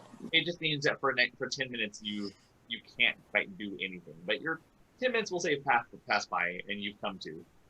we could Don't take a short rest and But don't catch our touch the breath water. and- no, Kelness clearly has not. the time to sleep. I mean, I guess we could take a short rest. We could take a short rest, catch our breath, and then let's go back to the clearing. At least we know that that's probably the safer spot. Catch our breath, and then let's try the other one that we've got. But can we get back to the clearing? Isn't it right here? You can see it. Yeah. Yeah, let's go back Okay. to the. Woo! We made it. Shut up. 3 steps. But Q is actually exhausted from that walk. So are y'all taking another stone, or are y'all resting? Well, we're waiting until Kelness wakes up and then I woke up. going. He said 10 minutes had passed. Oh, okay. Y'all, this feels like the mirror all over again. It does, which means we have to just keep on trying. Oh yeah. Where you guys found my cure. Mm-hmm. Oh, that doesn't sound fun. Box, are you okay to keep trying? Yeah. Okay. Let's keep trying. So last time we touched a random pillar, right? No. Oh, wait. Yes. Are the So- can we see the X's on the ground? Yeah, the X's are still there. So there's how many But there's X's an now? There've X been- by every staff now, right? No. Wait, hold on. No, because he only did that the one time. Mm-mm. No, I've been trying to do it. So is it that just this is kind of, I guess, metagaming, but is it that this clearing when we select something, everything around it changes and the clearing stays the same, and so when I put an X in there, it just goes into the ground? Or when we teleport through this clearing, are we appearing at another clearing somewhere else? That's a great question. Okay. That's what we're trying to figure out. Okay. And put in the comments what you think. All right. Man. I think we just need to make the overall decision is if we are going to keep trying the orbs, or are we gonna walk? But since this is not an actual water source, I don't think we should stay here. No, I think we should keep trying. You know, I'd like to read the pillars to see if they say anything different, or if it's the same. Same pillars that we looked at earlier. They're not pillars. Keep that in mind. It's not like the giant pillars you saw. Like just little They're stakes. staffs, right? Sticks with orbs on Can I go to? I'm gonna ask Vox. Okay, which stake did we touch to get here?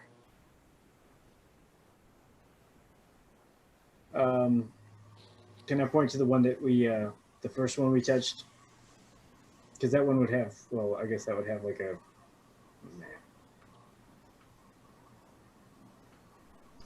Sorry, I'm just trying to get a visual of like where, like which ones, like the pattern we would have touched to. So I know we went to we touched all 4 in a clockwise direction, and then we chose a random one, but I don't know which one it was when we chose random. But I want to go to that one. Okay. And I want to jimmy a little harder to try and get the orb out. All right, roll an athletics check.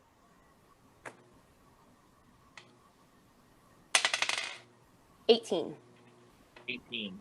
You go and you begin muscling your force, and eventually you feel the orb begin to give off. And as you yank it forward, you're holding just a regular rock. And you look down, and there is just a pile of rocks stacked upon each other. I'm going to look around, and is that all 4 stakes? All 4 stakes are just piles of rocks. And is it still dark out? Yes, it is. And is the babbling brook still there? Yes, it is. Does everybody else see what I'm seeing? I I don't know. Vox will shoot an Eldritch Blast at one of the opposite ones. Okay. As you strike the pillar, you all see that these are just rocks stacked on top of each other. The rocks scatter, and the whole 4-pillar situation is now a toppled mass of various sized stones. I want to take the stone orb thing that I jimmied loose. I want to put it in my bag. The whole thing's a trick. It's a way to keep us here. I mean, It did a good job. it did. Well, except it doesn't explain the hobgoblins, but Should we just move south? let's just keep moving south and Yeah. Who's going to try to figure out where south is? Not me. Does anybody have a magnet? Put it in the brook. I've got it. I'll figure this out. 16. How are you trying to figure it out? I'm looking at the moss. All right, roll a nature check. You better be proficient in nature. 17. 17, not bad. As you look around, you do find some moss, and you get your bearings, and you now know where your directions are, which way you're traveling. Are we wanting to go south again? Yes, but you know what? I think we need to travel closer to the edge of this forest. This forest is tricky. I mean, if we just keep going south, we should eventually get to the edge of this forest. We just have to make sure we're going straight. I know that would be faster, but we also don't want to go directly south because Fairwinds Folly is somewhat east of some of the forest. Are we still going to Fairwinds Folly? I mean, we're here. We might as well make a stop. yeah, there's definitely things we could check out there. So I see we stop there. Look, even Vox thinks there's some interesting things there. I agree. Let's go east. Vox, what do you need to do in Fairwinds Folly? Look, I had my own business with Carl. Clearly, Carl is a no-show, so I'm gonna try to make some. What's the best way to? Basically, I'm just gonna beg for forgiveness for not bringing him back. You have Carl in your bag. Not all of them. I have a little bit of Carl. I mean, Okay, but here's the thing. Why go back at all? Why don't you just not go back and But also, run? where's back? and also, how many people are there waiting for you? And also, who's leading? Dakar. And also, why is Gamora? Look, so Carl had this little amulet, and I can't read this writing on it. I want to get it checked out. I'm gonna basically offer up what I was able to find, and then depending on basically whatever the consensus is, if I've done my duty or not, I will find another target I need to start chasing. As far as how many people are part of the Woven Blood, it's a coven. So basically, it could be expansive. I never really knew too many people outside of the Woven Bloods coven, so Too many. I don't know. But I say we start heading over there, and let's just see what happens, right? All right. I mean, that sounds good to me. And as we start walking, because I'm not leading, I'm going to ask Vox. So, do you know anything about people that have been disappearing and then reappearing? I heard this rumor that people were disappearing from the south, but they were reappearing in Fairwinds Valley. I haven't heard that one yet, but I do know that. Well, I mean, it's very possible that people are playing around with something they don't need to be, or they've stumbled across something that is like what we found. That's just maybe it's spitting people all over the place, but I don't know. I've never heard of this, but I'm not saying it's not real. I'm just saying we might be able to get better answers in a place where people practice deeper magic. And that's Fairwinds Valley? I'm assuming so. Okay. Not really from around this area, so. Where are you from? In due time, good friend. In due time. Dakar, go ahead and roll me a d6. 5. As you are progressing, about 30 minutes go by, traveling in a southerly direction, and then there is a loud explosion. You feel the ground itself on the floor, and I need everybody to make a Constitution or a Dex saving throw.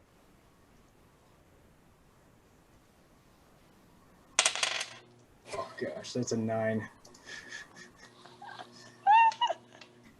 Ooh. 6. 15. 12. Oh crap, you all fail. So Dang it.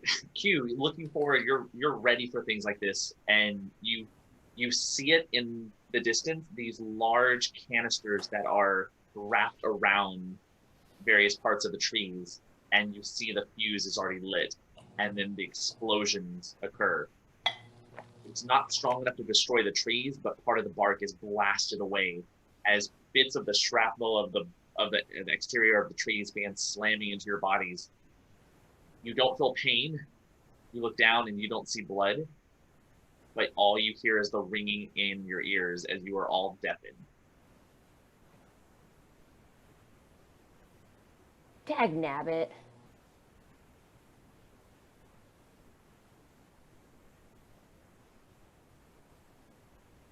As you begin to stare around at the group, you realize you can't hear even your own voice. What would you like to do? I'm going to cast Lesser Ratio on myself and cure my deafness. Okay, so you're hearing, you see the card put his hands up to his ears, and that soft green glow begins to emanate, and he pulls away, and you now have your hearing back. I'm gonna grab Dakar's face and scream at the top of my lungs, "What happened?" Low voice. Low voice. You're here. I need you here. This is so weird that Hovda is the one who's telling us that we need to be quiet. What world are we in? Q, you're peeking. Control your levels. You're peeking. Vox is going to cast Blade Ward on himself. Okay. Probably a little late for that, but might as well. Oh. I'm gonna touch Q's ears and cast lesser restoration 2 and cure her deafness. He was gonna say in a very elevated volume, "Thank you," but it's way up here. Kelnis has like ducked down and is just like looking around her, trying to be ready for what happens next.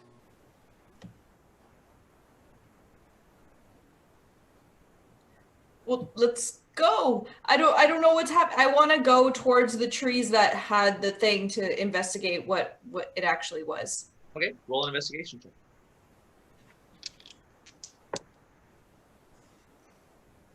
It was a 2 and a 1. There's wood, there's tree over here, there's tree over there. They have leaves. Guys, they're trees. Yeah. The trees are attacking us. You go and you put your hands on some of the bark that's on the tree and you pull it off and you just show it to everybody. You're like, look, guys, the tree This is a tree. I have an entire PowerPoint ready to teach everybody about the trees. It's the kneecap of the tree.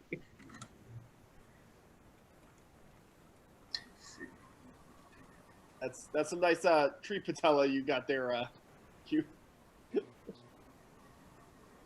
What's happening? Is the sound off for everybody else? No, lower your voice. Gotta go. What's going on? Yeah, Vox is just going to point, like, let's start moving. The trees are shooting at us. Whoever's leading, roll me a d20 and you can do a survival check.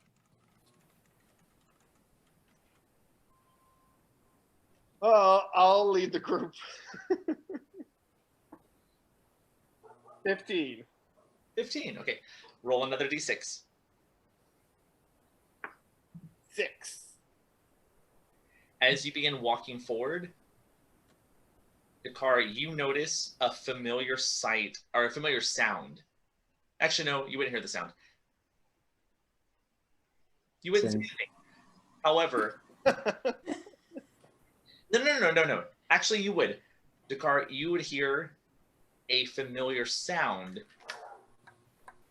but just more of it's a very melodic, exciting, vibrant, pleasant. Arms wide open. Yeah. Cacophony. I hate you so much. It's very musical in nature, melodious. Where it originates from, you're not sure, but you are definitely getting close to some source of this beautiful sound. I would like to try and narrow in which way the sound's coming from. As you begin to narrow in, I need you to make a strength saving throw. Or sorry, a strength check. So it'd be athletics. 4. 4. You begin watching ahead of you as Dakar, walking with his staff, is kind of surveying the land, and you see him perk up as he hears something, and he quickens his pace to go that direction before his body just collapses and he slams down to the ground prone. Dakar, you feel as if your weight has quadrupled and you cannot even get your muscles to move your body. I stop and I grab Q's arm and then I shake it a little bit. Sorry, I shake it a little bit. I said a little bit. And I go, what's going on? What is this? Q, it's heavy right here. Like, I need someone to pick me up. No. Vox is going to grab the hempen rope out of his bag and have the mage hand, like, or he's going to tie like a knot around it, have the mage hand like slip it around Drakar's heel, and then he's going to like kind of just point at the others and just be like, you know, kind of help me pull it. But he's got that just searing ringing in his ears, so he's just, you know, he's just miming everything right now. All right, so you What? What? You can pull. So I'll grab the rope and yank. All right, you can either both roll an athletics check, or you can do one at advantage. Do it advantage. Do you want me to do it at advantage? Yeah, you're the strong one. Like, Vox Oh, knows do you what want he's me to do it at advantage? Okay, but this is a double-edged sword because yes, my athletics is beautiful, but it's me rolling. doing. I mean, It's fine. Vox is not known for his muscle. I'm Well, already that holding one. my d20. 16. That's just enough. As you begin to drag and you feel the weight, after a few feet of pulling the car, you feel his body quicken as the weight shifts to a very lighter figure, and you see him just being pulled at a fast pace. The car, you feel free again. The car! What happened? What happened? Is that what this means? I can't. What? Why are we doing this? I don't know if you did that. What is this? It's Did you fall down? magic.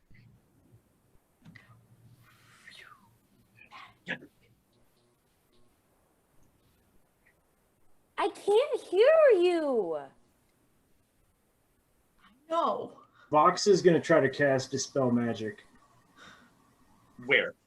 at the area where he saw Drakkar go down. Okay. You begin to cast, and then there is a placated white blanket of light that kind of covers a large 20 by 20 foot expanse, and then it just diminishes and almost tears away like tissue paper, just kind of breaks off in pieces, and then whatever was there at one point is no longer there. All right, Good. let's go. let's go. As you begin to move What? up to Vox and Q, you also hear that same music being played. Well, I'm coming, but that explosion. Vox Oh. is gonna try to cover his ears. Okay. Just keep walking. Where are we going?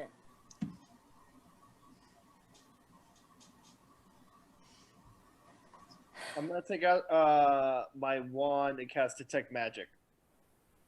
Okay. Nothing seems to be magical within the area.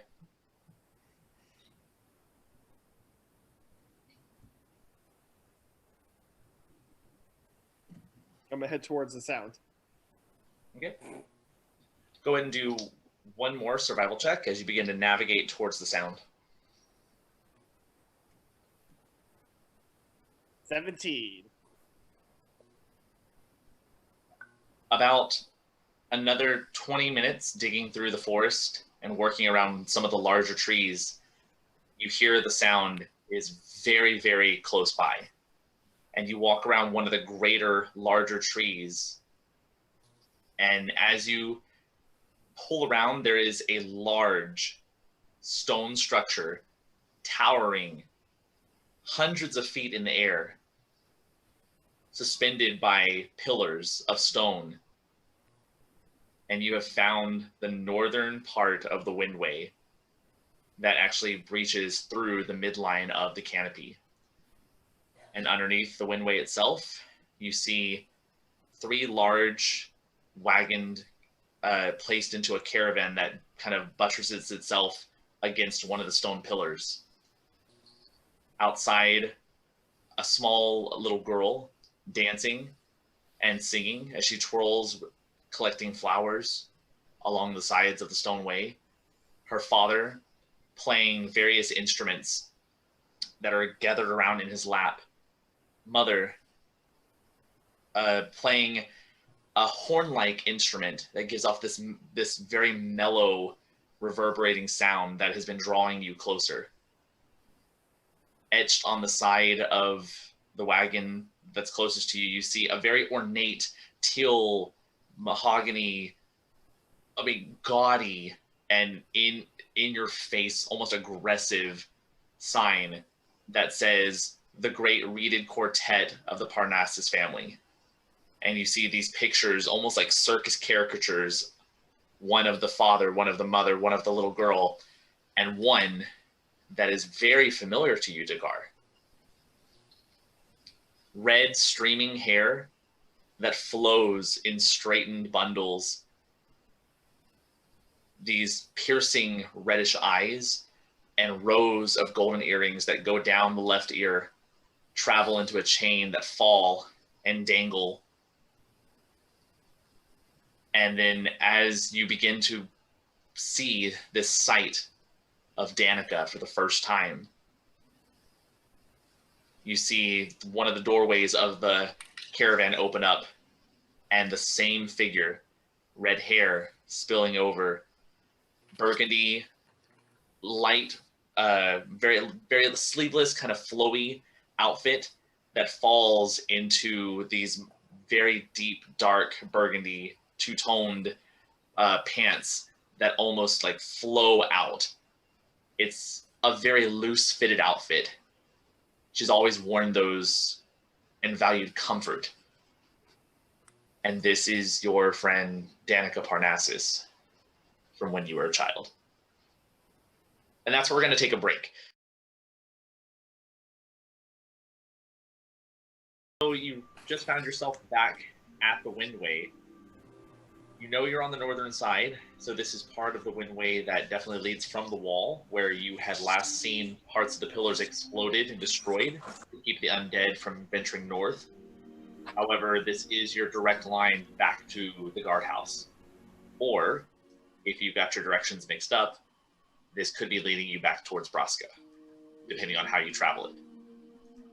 However, you have stumbled across the camp of a group of quartet musicians known as the Wooden Reeds, or the Reeded Woods of Parnassus. Real quick, just kind of from observation of these human, elf, racially, what are they? They are humanoid. Okay.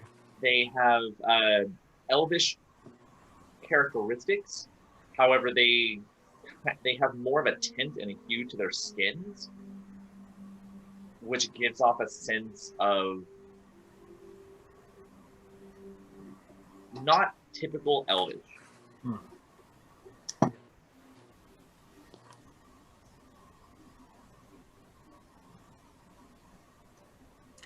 So should we just go around this group, or What?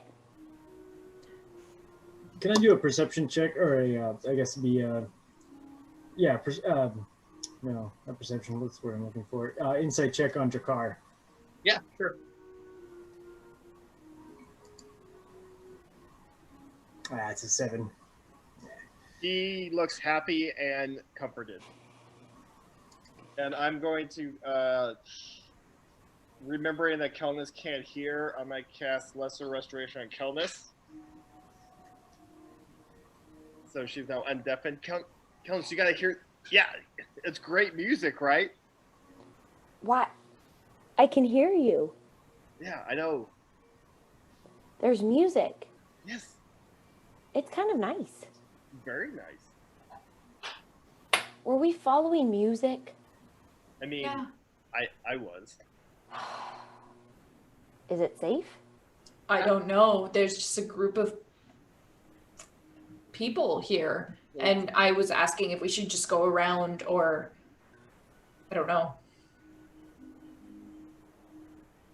It's safe How do you know?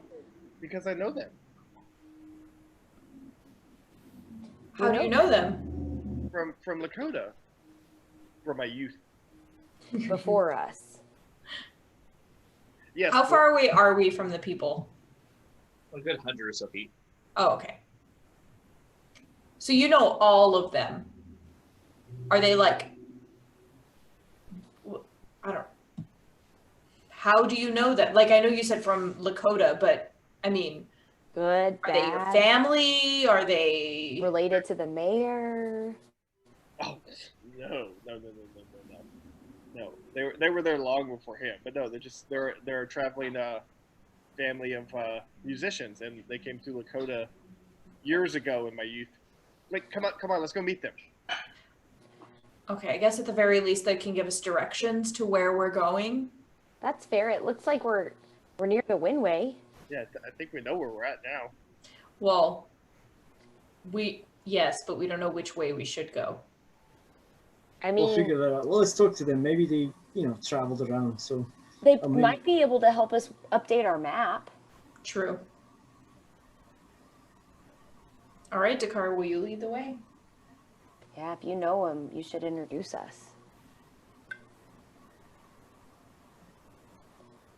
So we're walking towards the caravans.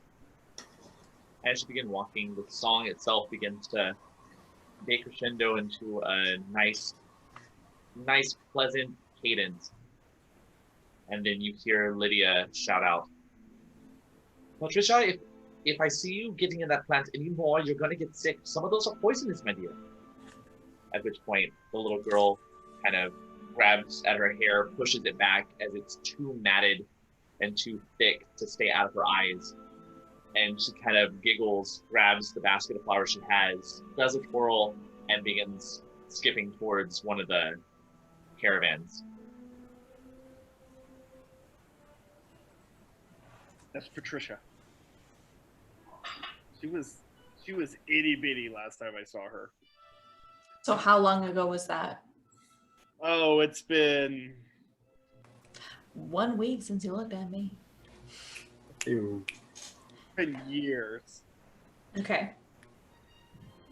They're from your hometown, Dakar. Is that what you know from them? No. They're not. They're from far away from my hometown. Well, introduce us. Maybe they can tell us what's been going on. Maybe they've seen people traveling, and maybe they know what towns are there. Maybe we could follow them, see where they're going. Hey, it's there's safety in larger groups, right? So tell you. As we're walking towards the caravan, I want to grab any pretty flowers I see and just start gathering them up. Okay. I mean, there's a fair amount of wildflowers that, Patricia. If they're weeds, I don't care. I'm just grabbing anything right now. Okay, you have a handful of things with color. Yeah. Is this Q? Is this what we should do too? No, I don't know. No, okay. So I'm gonna pick up some weeds and some flowers and some potentially poisonous things. I don't know.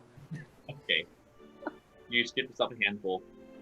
Dakar, you make your way to the actual caravan itself, and you begin to step through. Do you want to make yourself known? Yes. Right. So yeah, you push through into the building. Parnassus family. What? Eh? And the dad kind of looks over. Oh my, Lydia, that's that what's his name? Malkoa. You're the little Malkoa boy. I am indeed. Well, I'm a man now. Now Q's gonna giggle at the little Malkoa boy thing. I'm gonna nudge Q and giggle and laugh. You're Lola's daughter, little son. Yeah. Well, yeah. You can tell Dad is a little inebriated. I love it when Dad gets drunk. Oh, what are you doing here? At which point Lydia kind of pushes him back into his chair. Now you've had a little bit to drink today, Papa. Just stay there. Please do come in. Don't be afraid. Remind me, what was your name again? Dakar. Dakar, yes. Dakar Malkoa. Yes, ma'am. We stayed with you briefly in Lakota, was it? Yes. Y'all came through there playing long ago, it seems like. It has. Well, I mean, we were recently there, and we actually stopped by your establishment, but we were sad to see that it had closed down. We did enjoy working with your father and your mother. Oh, well, yeah, it was sold to another. I don't know if you met her when you were there, Marietta. We didn't really stay long. We just passed through. She may have been with my friend Q's boyfriend, Raystrom. It's my boyfriend. Oh. Were there monsters? Were there monsters there? Oh, you brought guests. Oh yes, these are my friends. Yes. This is Q. Hello. And then Kelnis up here. And then Voxel. You? Yes, they're my yes. My name is Lydia Parnassus, and this is my husband. And at which point he reaches over and kind of grabs her on the back side, and she kind of pushes him off. This is my husband. This is Friedrich Parnassus, and I'm sorry, our daughters are out about right now, but I would introduce you to them. Danica's going to be so thrilled to see you. But why are you here? This is an odd place to meet. How did you get past the wall? I got stoned. And then unstoned. Oh. And then That Danica did have an influence on you. Wait, sorry, just curious, did you say wall? Yes, the Great Wall. Ooh. Was that the thing that knocked you down, Drakkar? I think we walked into something like that, but... Sorry, we've been traveling for a while. I think we've been trying to mostly find where we're going. We were last looking for... where was it? Farrowin's Folly. Farrowin's Folly. So, we just... we got a little bit turned around the forest. There's all sorts of things that, like you said, poisonous plants and whatnot. So I just didn't know there was a wall here. You've been wandering the forest. Yes. Yeah. First scene. That's not a smart thing to do. Travelers know that when they come through, they stay near the windway. They take the direct route. The one to the forest is to beckon for misfortune. Yeah. Have you not heard the stories? No. I would love to hear the stories and learn about them because I feel like we can tell the stories. Some stories. Voxel's going to have a seat and try to turn on the charm and say, perhaps a story through song. Oh, you're going to love this, Voxel. I like this one. I like it. Oh, yeah. Well, actually, we just finished, but if you'll be staying, we would love to have you for supper, and then we can enjoy and revel tonight, and then perhaps see you off tomorrow morning, unless you're in a hurry. I think all of us could stay a while. I could use actually a few days. So A little rest.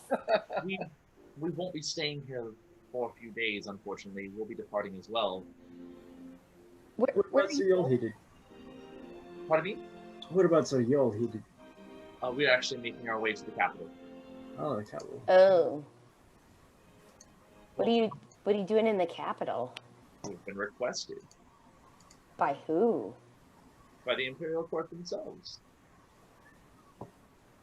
I Do mean, what? have you not heard of the incredible Parnassus family?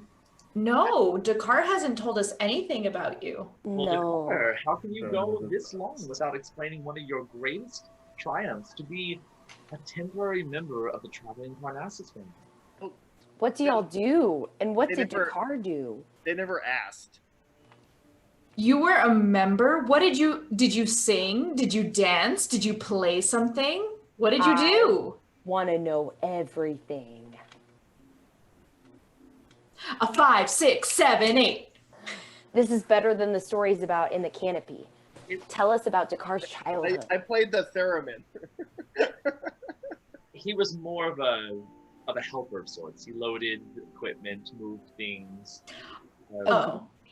took care of our needs, got us set up. Very, very helpful. That kind of honorary member. That he is very helpful. He is very helpful. Studious. There was that one moment where you began working on the flute, but we had a little bit of trouble with the placement of where it goes on the body. Oh, Dakar. Instruments can be tricky. I mean, They're not all straightforward. No, they are. Oh, do either of you play? Nope. No. Oh, it's been a long time since I played. A long time. Well, even if you don't play, I'm sure you have wonderful stories to share. You see, that's actually the trip to the capital is just a stop. We've been asked to play and share some of our talents, but the real challenge is getting to the festival. And we still have quite a few more months before we have to have all of our performance situated, and we just haven't quite got the story that we're looking for. I mean, we probably have a few stories. What kind of stories? What kind of story are you looking for? Friedrich kind of sits up. A story about adventure. Something bold and daring. Something never heard of before. Something that'll just make you piss your boots. Maybe something like defeating a rapist mayor. That would be the way to go. I was thinking of a lot of other. Or what about Ooh, be careful, defeating a pack of what were they? Knowles? Werewolves? Knolls? You're rats? Oh, those. Knolls? Knolls have Defeating. been done before. The Knolls are all within the southern parts of the I got desert. you. Defeating a pack of basilisks in a pit? No, defeating an army of undead. Yeah, I like that Army thing to it. of You have to embellish. undead. It can't just be we did this. It has to be an army. It was an What's it? army. I got you, Friedrich. There was an army of undead. They were marching upon College. But here comes Dakar to destroy the magic orb With that was controlling lightning. all of them. All right, we're gonna have to take our time and let me sober up just a little bit. Maybe hum a few verses. We'll write this down tonight. I think we got a winner here. We should Wait, tell you about the mirror. wait. What are the copyright, the intellectual copyright rights to this? Have you heard of the layaway? Because this was my idea, and I'm happy to share it with you. Will you be traveling with us to the capital? I don't think it would be a good idea for us to go to the capital. Well, then I guess we can give you 80% of the rights to whatever funds we make, and we'll send whatever we earn to you. But I don't want to steal from you. Well, you won't be stealing from us, dear. Do you make a really good payday from the capital? No. Oh. So what would 80% be of anything? Well, it's mainly about notoriety and favors, so you would get 80% of the favor. Okay, here's the deal, though. We're already wanted. Like, there's already a bounty out there. Goodness. Isn't that the What are same you- thing? Yeah, there's a bounty on all of us. Also, I'm completely fucking with you. We're not getting anything, and we're not going to give you copyright or whatever this magic is you speak of. But we'll gladly share your name as part of the main characters in this story. Do you think that's a good I idea? like that. I Should like we- that. Should we get our group name out? Any press is good press. Except for those bounties out on our heads, but, you know, whatever. And the wanted posters. But they're doing awesome things. Not everybody thinks so. Well, the Parnassuses can help us change people's opinion on that. Parnassus family, I don't mean to put you in an uncomfortable position, especially because you're going into the capital city and you're performing for the royal family. Well, yes. Not really uncomfortable. I mean, they do give us all that we could require while we're there. It's kind of a cush gig. What's as far as in the capital? What's the story on the political climate? What's going on there? We can tell you the political climate down south and what they think of the people in the capital. Honestly, That's not what he asked. she's not wrong, though. The political climate just depends on what part of the wall you're from. See, we're lucky. We actually have the privilege to be able to traverse the wall back and forth however we please. So we pretty much just travel the Isle, collecting stories and creating and sharing songs until we have what we need, and then when the grand festivals do show up, we compete. We've been robbed for the last 2 years, but we'll make a comeback. So you probably would win with a story like an Army of the Undead created by the royal family. Let's not get ahead of ourselves. Let's destroy the South. Let's just go through the story one at a time. But if you wouldn't mind, I do need to get started on dinner, so I need to run in. I can't trust Patricia with the knives, and Lord knows she's probably already started. Friedrich, would you mind entertaining the guests? And Danica should be back shortly. Takara, who is this Danica? Inside check. Q. That's what you look like when you talk about Raystrom. 15. The car has a crush. The physical convulsions. I think this one's sweet on her. Oh, he's been sweet on her for a while. Look at his neck; it's all red. His whole face is She's my red. race stroke, okay? She's my race stroke. She is his Raystrom. Oh, so she hates you too? I Does don't want she? to say she hates me, but Star-crossed lovers? I may have been left. She left you? I don't know. But did she really leave you? Well, Or do you think she left you? Or is this childhood love where she had to go with her family because she was 11? I don't know. We were at the wall. We were going to go through the wall. I went to get the supplies, came back, and they went through the wall without me. They meaning... Her The family? Parnassus family.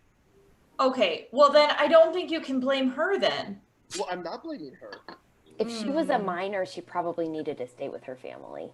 Yeah. But you could be reunited. Yeah, I'm excited. This is gonna happen. Did she wanna write sit you a in- letter too? No. Okay. How old were you? I mean, I was in my teens, How old was she? in her teens, Okay. Good. in her 50s. I was 19, thank you very much. Death. You turn around and you see standing behind you Danica Parnassus. Slightly shorter than she was last time. I got these for you. I turn around with the bouquet of flowers I have. She grabs them. and I give her mine too. she takes both of them. And Q's just laughing. Thank you. What are you doing here? We adventuring. You, I'm an adventurer. you, the shopkeeper's boy, an adventurer. Yes. He is. You came all the way to the Canopy to gather what? Herbs? No. No. We came to the Canopy, escaping the Citadel. Voxel will kind of like try to play him up and be like, this laddie over here was quite the stud. This guy's been quite, handy. He was able to help talk his way through a tower of all sorts of nonsense. Was able to pretend and sneak his way past guards. Was able to rescue their friend over here. This that's me. boy's been... And this one too, Always he been. rescued me and I'm really big. And it wasn't just like a tower, it was Braska with all of those crazy magic wielding women. I mean, this boy's got, just loads of courage. I mean, look at him.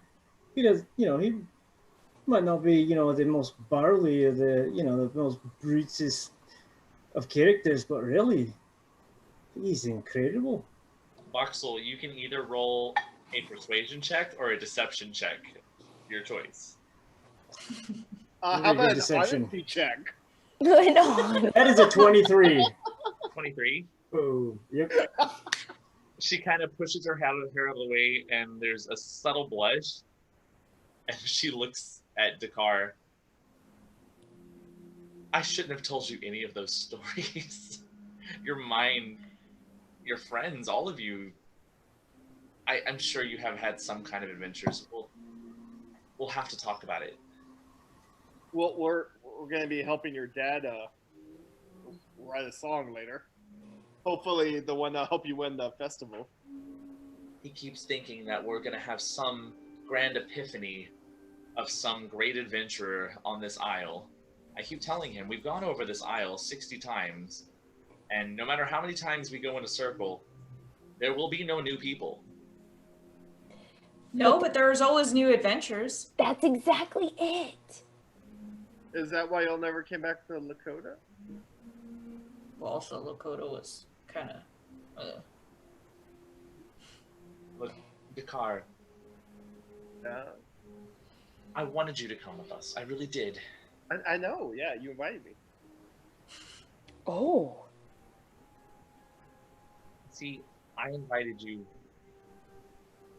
but my family didn't know. Forbidden love. Kelnis, I think we should. Kelnis, and I'm gonna kind of pull her like back a little bit. Q, this was getting good. I know, but Can we go for a walk? I mean, are you guys okay here if I go for a walk? Yes. Go for a walk. Go walk. Go. I go. would love to take a nap. You're welcome. You can use my bed. And she points over to one of the smaller caravans.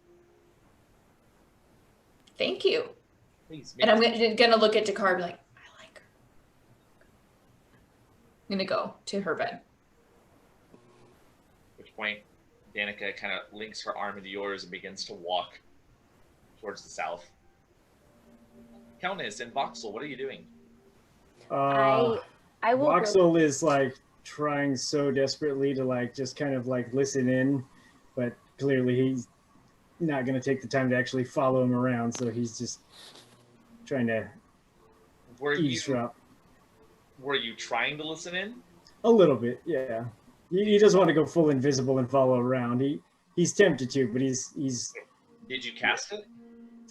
No. Okay, that's what I needed to know because I know you have it on your list. Yeah, I know. No, he was tempted to, but he's just like, no, probably not here. Not the right people.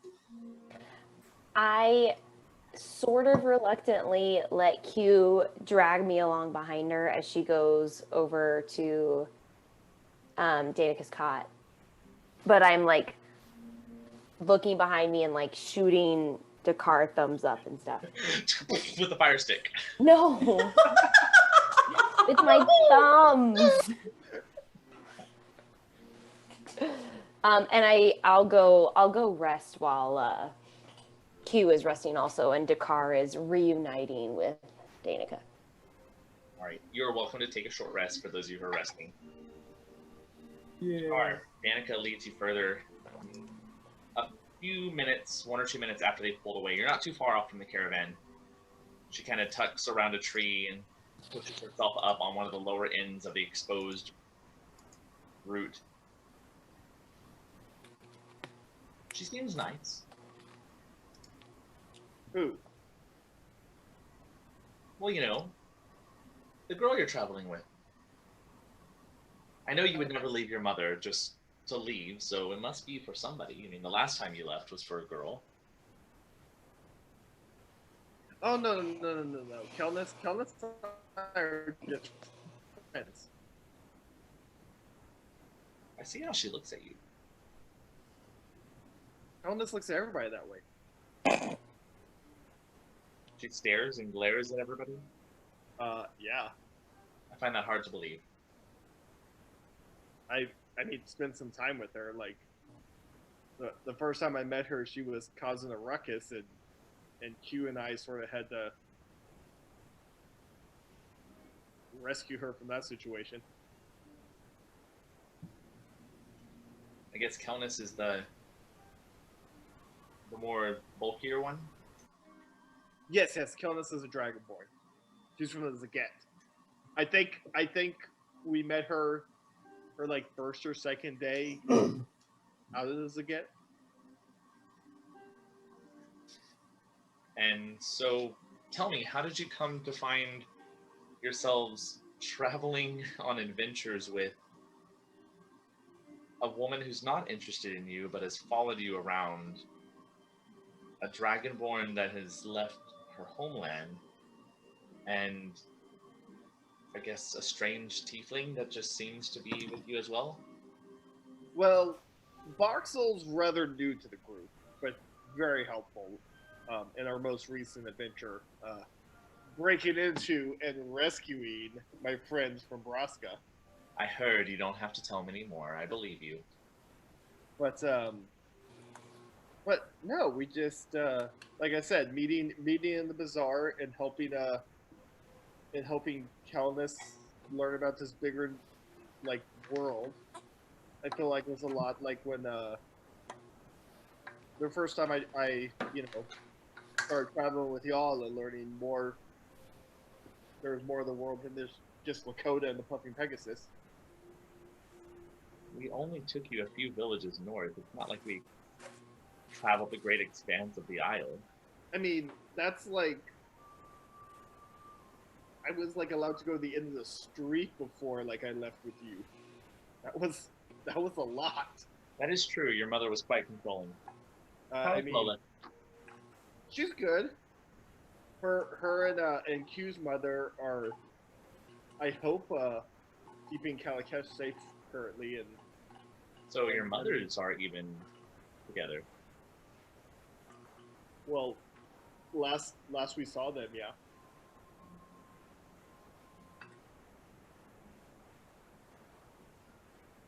Q's got a boyfriend. You don't need to be jealous. I'm not jealous. You seem like you might be a little bit. You know, I've actually met quite a few other people other than you. We were young, Dakar.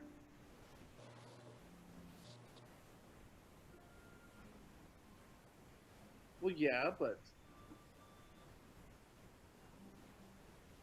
it was also like very true.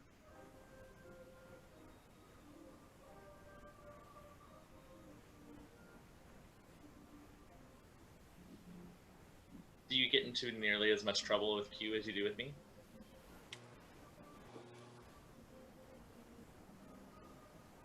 I think it's a different kind of trouble. I mean, she leaves me more than you do. Sometimes girls like to leave. Just to see if you'll follow. Well, I would have followed, but I couldn't get through the wall. You got through the wall somehow? Well, yeah, thanks to Kelness, I learned about well, not learned about the Zaget, but was able to travel through the Zaget. And also brave the dead woods, like further than usual. I can't believe I'm seeing you here. I know, it's pretty cool. I can't believe you guys ever came back to Lakota. I mean, we stopped in. I did say that I wanted to go by. We weren't actually performing in Lakota. We were heading up north to the wall. Dad likes to stay inside the Canopy. He feels like he gets his inspiration here. It's a magical place. It is. Like, I feel like we hit one of your traps or something, like, when I was trying to find you all and I heard your music. We didn't set traps. Well, somebody did then. Maybe it was the trickster. That's a good name for what was going on. Well, you are in his domain, so... Huh? You are in his domain, his territory, so I mean... He's not overstep without being invited. Did you offer yourself as servant to him upon entrance? I didn't know I was supposed to. Did you sacrifice the horse?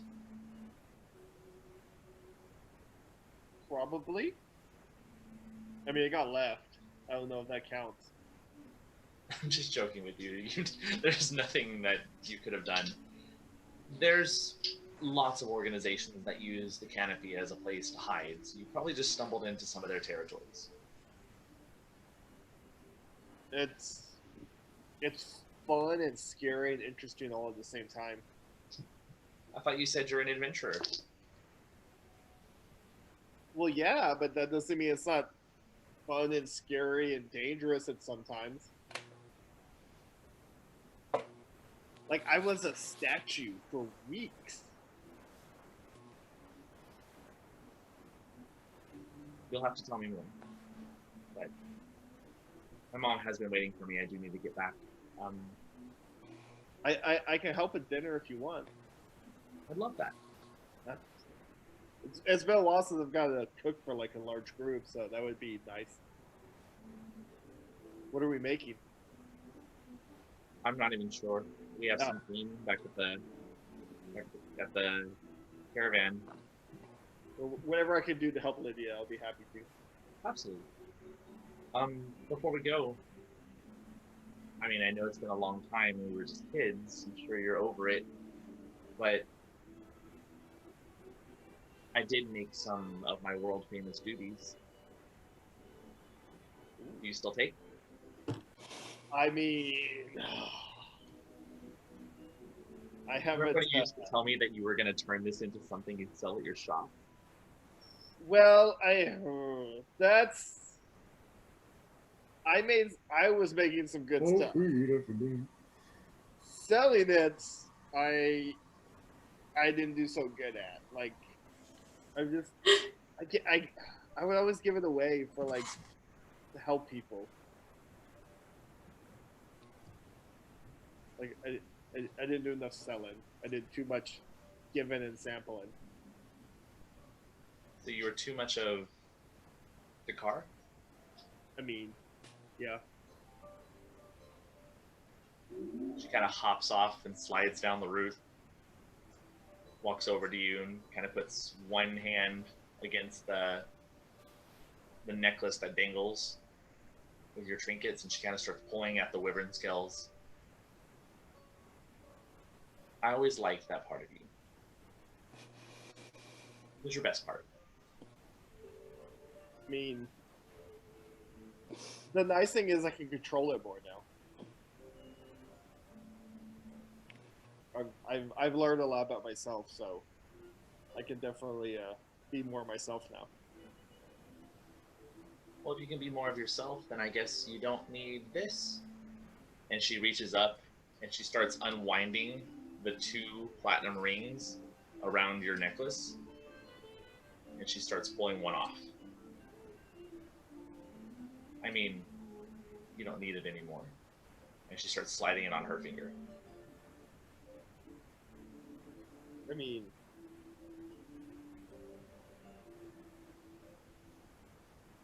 I wouldn't mind it, but I mean, if you need it, you know, I would rather you have it. Well, it was mine. I know, but I'm glad to see that it made your great chain of adventures. Is that what you called it? well, Your trinket? yeah. Vicar, are you saying that you've collected me?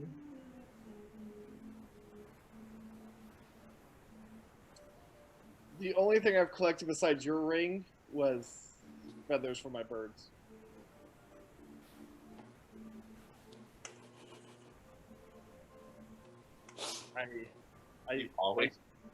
You've always been a weird one. Come on, let's go back. She turns and begins to walk. Back at camp, what's going on? I'm resting. I'm sleeping until somebody wakes me up. Voxel's gonna have a very just a very nice brush, and he's been brushing out his hair, and he hollers at the little one running around with the messy hair, and he's like, "Hey, come here, let's take care of that giant mess of a hairdo. Come on, come on." Come in, Voxel. He's gonna try. Patricia kind of looks around, and she walks in and sets the basket down Where are your friends? Oh, they're being lazy and sleepy and goofy. I don't know the other one. So come here. Let's take care of that. Let's take care of that mat. I don't know if I'm supposed to be with you. We're all here out in front. Look, see that hair? And Voxel's gonna kind of flip his hair, and he's gonna intentionally show his like braided or his horns that are engraved. Be like, look, if you want beautiful braids and nice smooth silky hair, come on, let's comb that out. You braided your horn?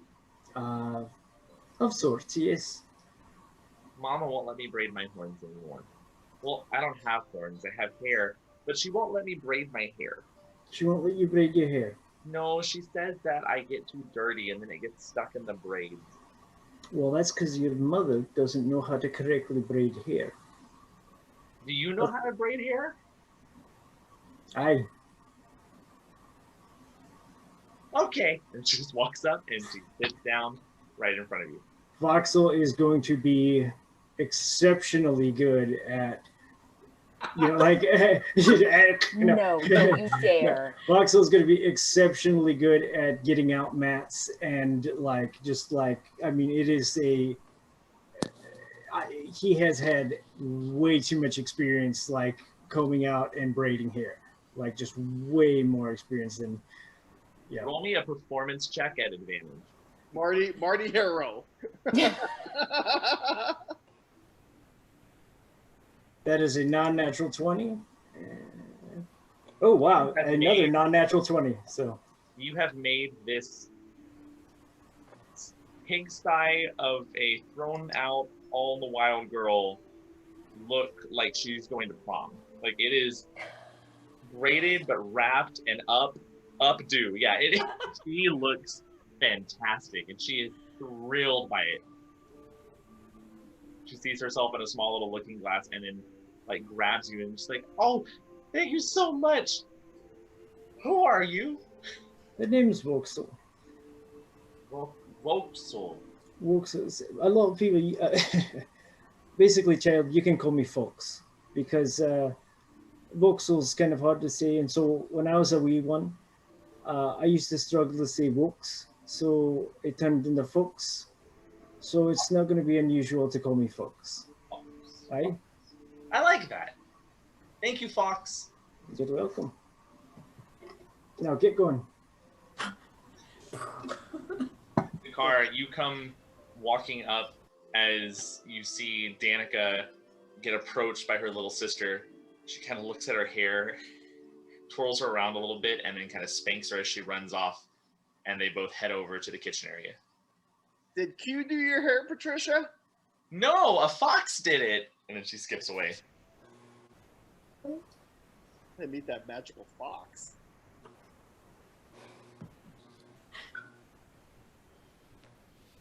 I'm gonna go find Lydia and help her cook dinner. Okay. As you and Lydia begin to prepare a meal, we're going to skip ahead as we now approach evening, dinner time. It is now late. However, there's no change in daylight because the canopy obscures everything, but you feel yourself getting hungry and weary.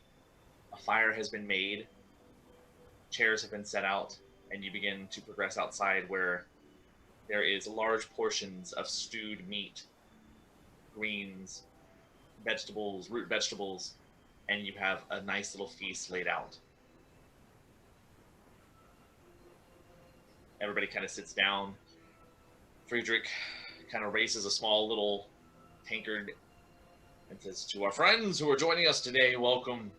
May we share many stories, have a fair number of laughs, and if one of us is insulted by the other, may we wake up tomorrow not remembering."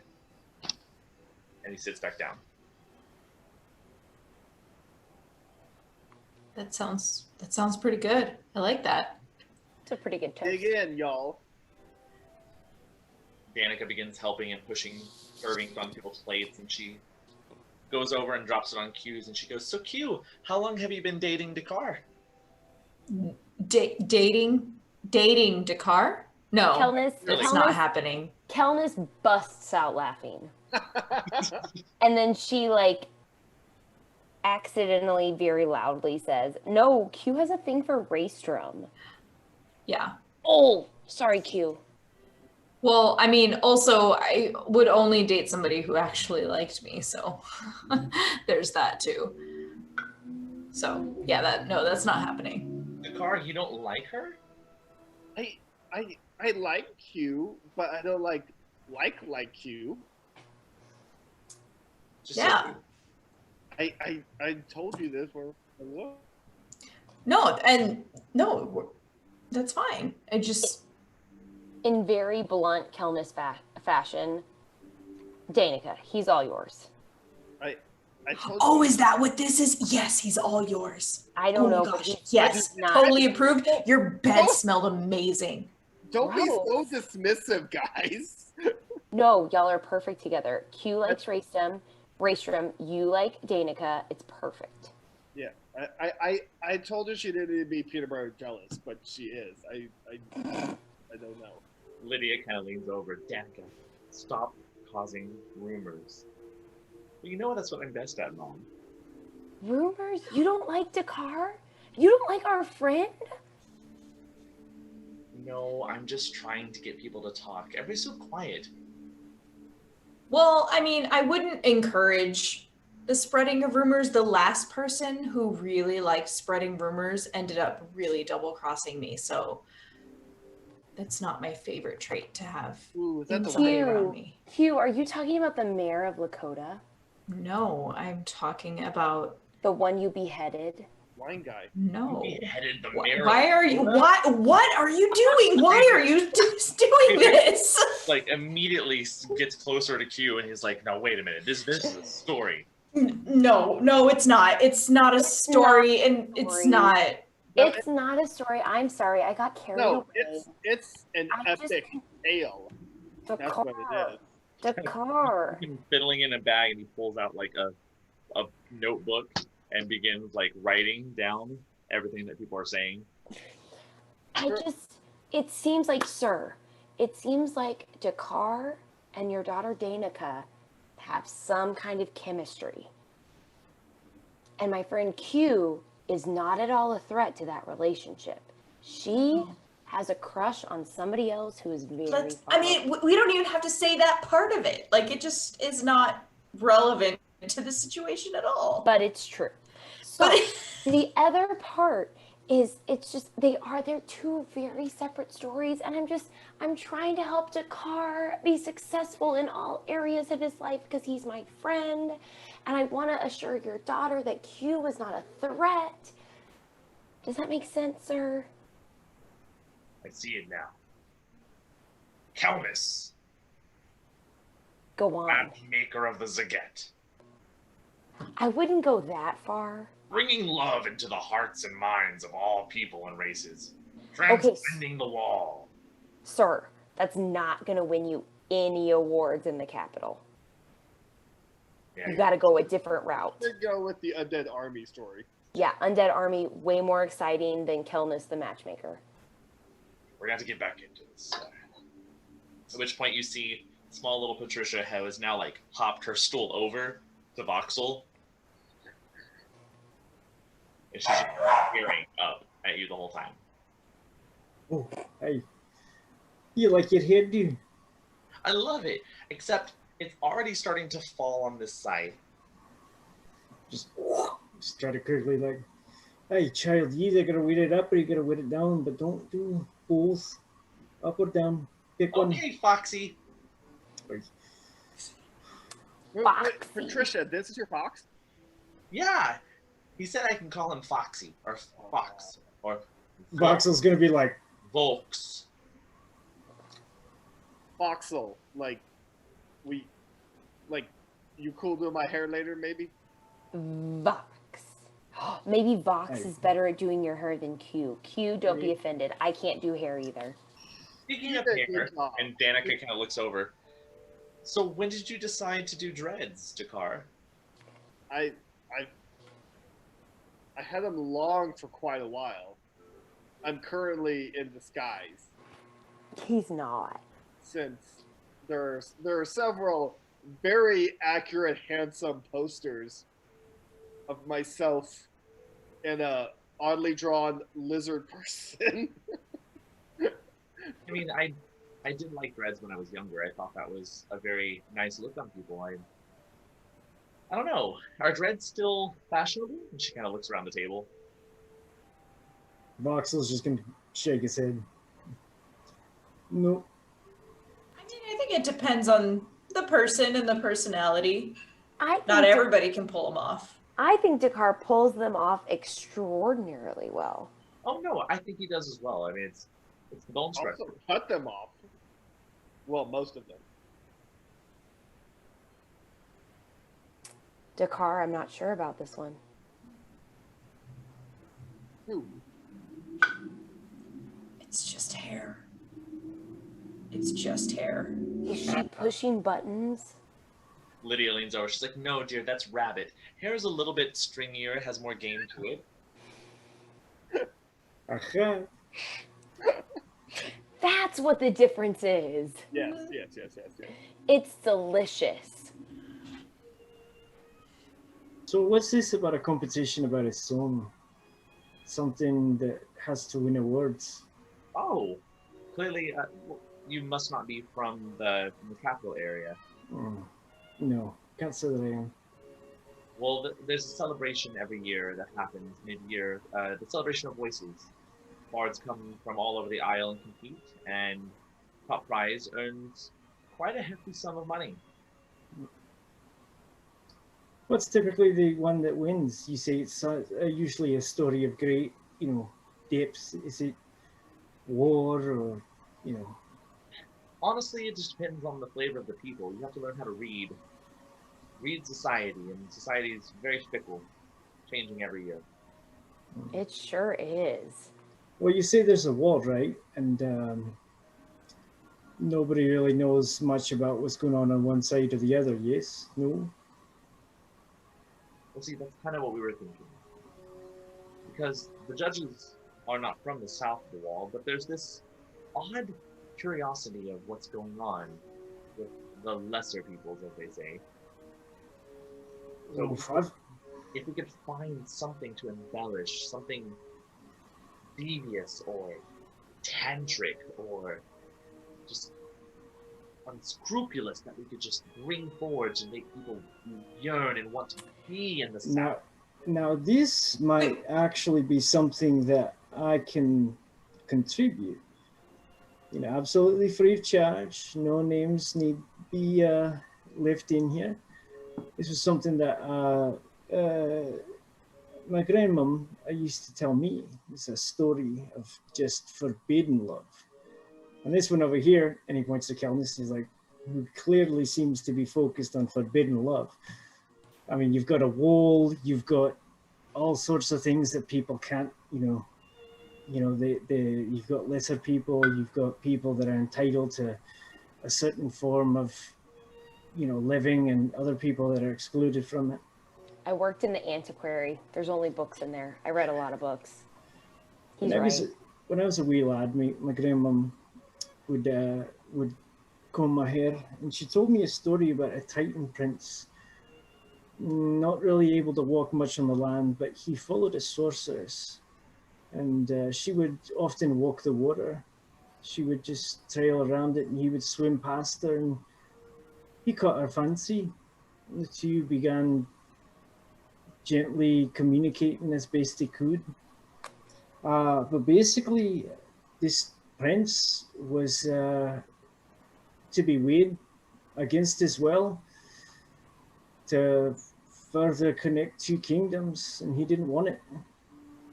So he tried to leave, and this king banished him to the depths of the ocean, chained him there, and left him there until the day was to be weighed. And the sorceress had no idea where he was. For days, weeks went by, and he never showed back. She thought he was gone. But this prince, tethered deep, deep down in the depths, cut open his hand, made a deal with a devil named Ikasar.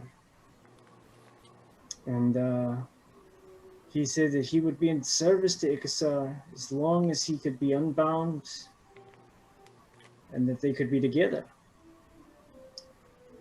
And he did just that.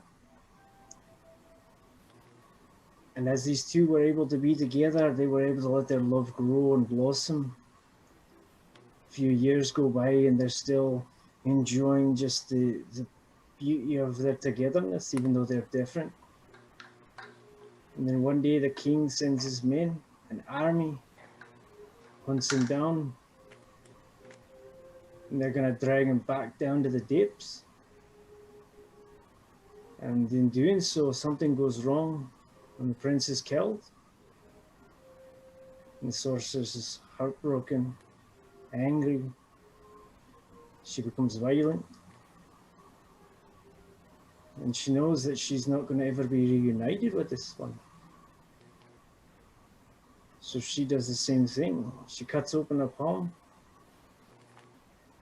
And as the blood's dripping down, Ekasar appears and says that he can, in fact, reunite them, join them together.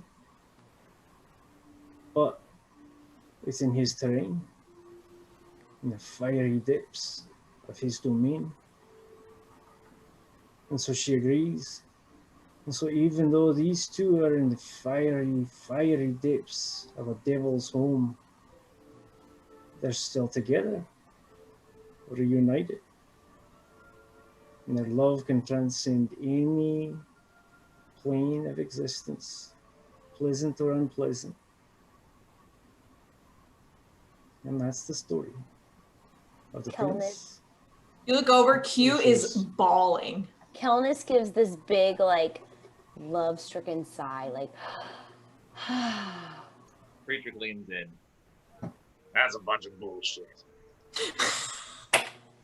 Bullshit, of course. You know, I haven't It's a seen story. much on that, but I'm sure I can tweak it. You see, there's a couple of holes in that plot line. But I don't know. It's got potential. It's not about holes in plot lines. It's about what grabs people by the heartstrings and you pull them back in. You don't want to grab them by the heartstrings. You want to grab people by the balls. It's You all want connected to the same thing. You want terror. You want reward. Now the red mane is a story.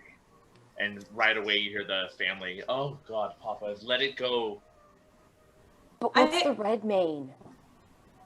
It's a good one. Tell it. Mr. Friedrich, what's the red mane?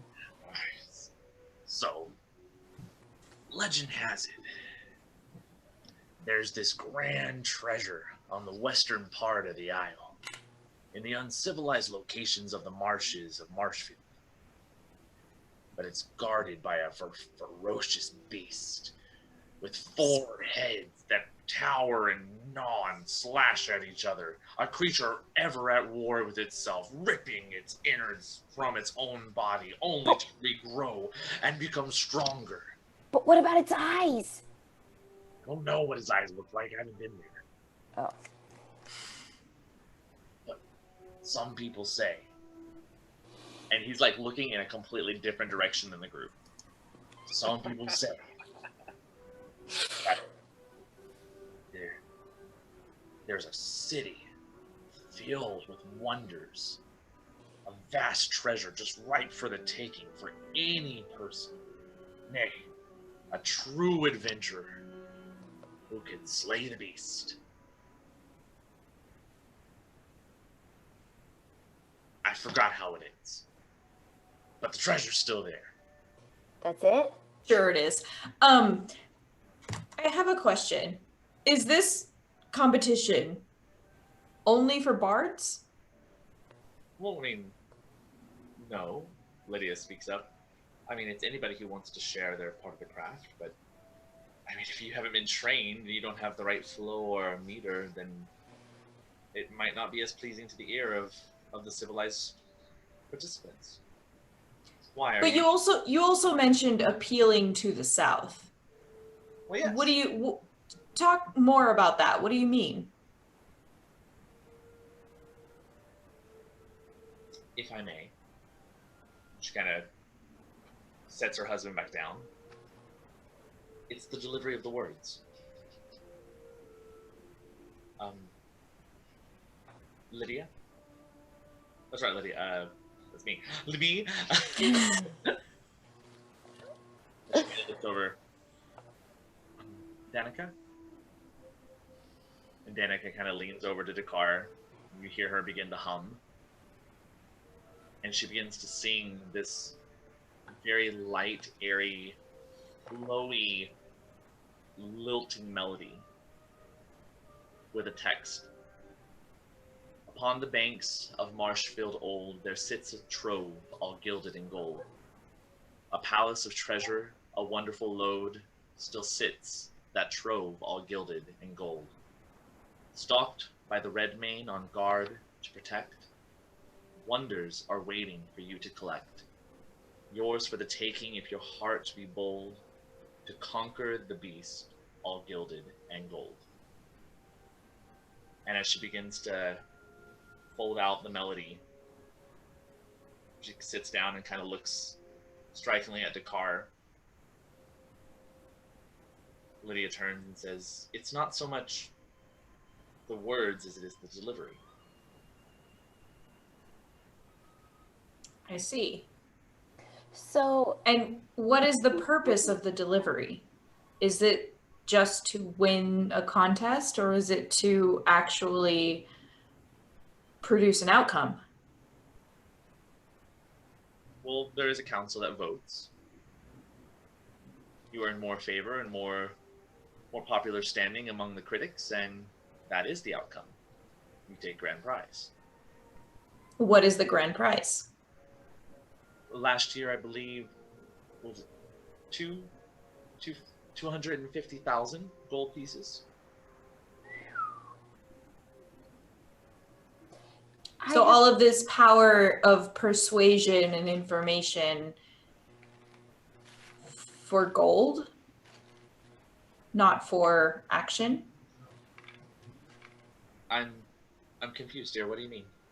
I don't know. It just seems like if you wanted to use your words, use them to do something. Do something. I don't know. If your words really mean something, more people should hear them, more people should feel them and be brought to action. Not just for the sake of convincing a panel of judges to give you money.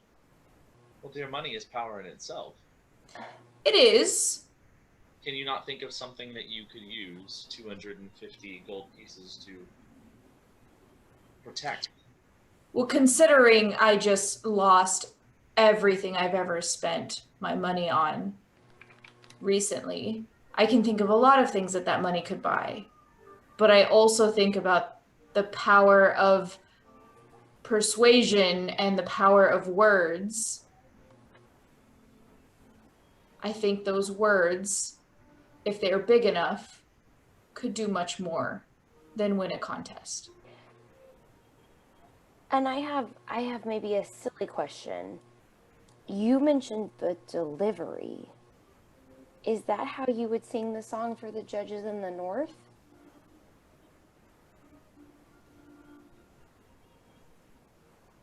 Kind of looks over at Danica, and Danica turns from Dakar. I'm sorry, I missed that. What? Well, you emphasize the delivery. Would you sing the song that way in the north? Or is that how you would sing it in the south? Honestly, it depends. Dialects and inflections change from people to people. Could you give an example? How does the story change when you alter your audience? Just for an untrained ear from the Zaget, we're very sequestered. Do you know how the island came to be in the sky? Yes. I mean, everyone has their own version of how it happened. What do you know?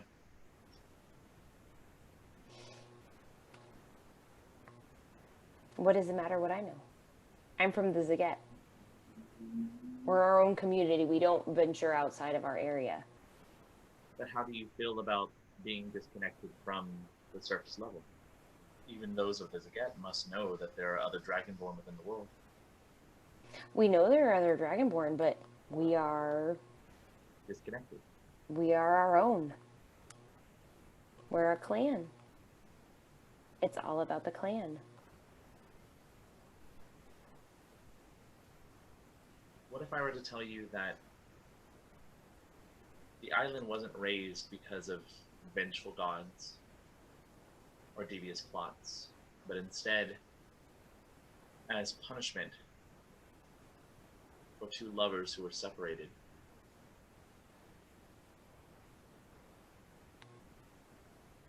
Unrequited love that was reprimanded by the gods and caused a separation that could never be filled.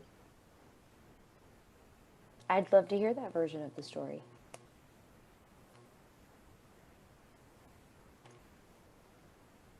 Sounds like it might win a prize. That is a big story. Danica stands.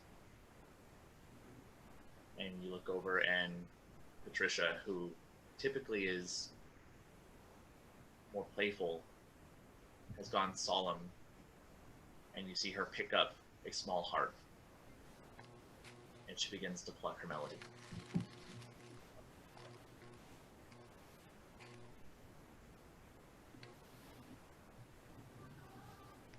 Was once a lad of force with nature, what had a dream of land and sea.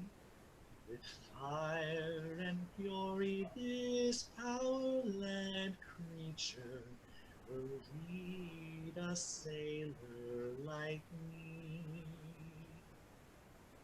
His call such sweetness, a delicate flower, which shaped the lands and formed the sea.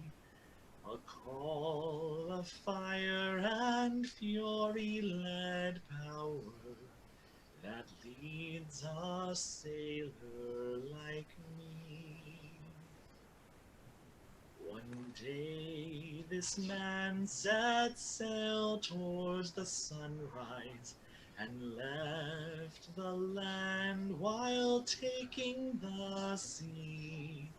His children sat to weep where no shore lies, but grieved a sailor like me.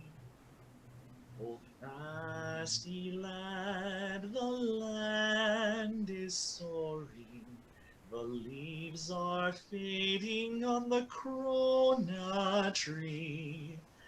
I see no chance of waves come roaring, for there are no sailors like me.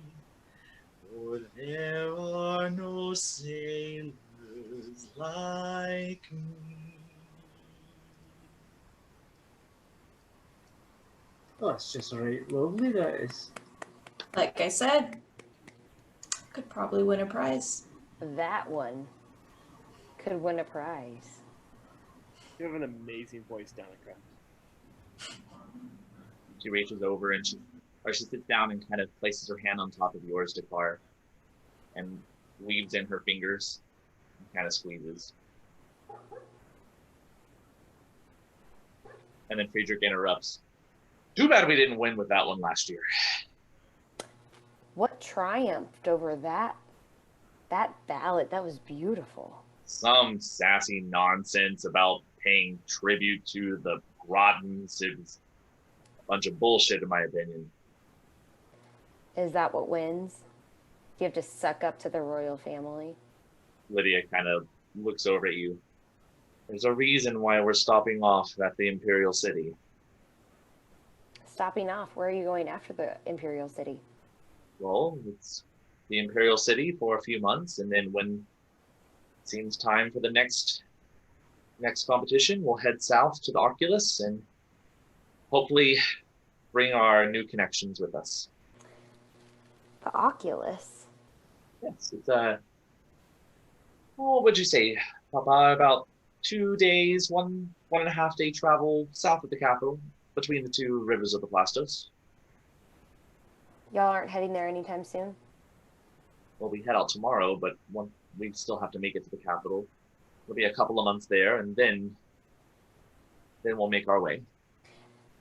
And is the Oculus, is that where you just reside while you're probably licking your wounds because somebody goes for some suck-up ballad while y'all sing? Oh, no. No, when we finish there, we head back to the capital. We stay with a small residence. Friends, family. We're more nomadic than anything. And then we start the journey over again, a new cycle. Through the Deadwood to Kalakesh, and then up through the cities of the south. Once again, repeating, looking for the story that will win. Have you been to Kalakesh recently? Last time we traveled up was maybe a month and a half ago. What was the last thing you saw when you were there?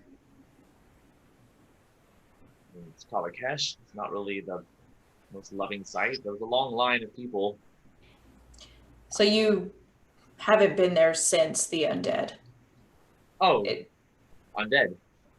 Are these the We undead we're speaking of? It wasn't a story. We weren't lying. It wasn't an embellishment. It was not an embellishment.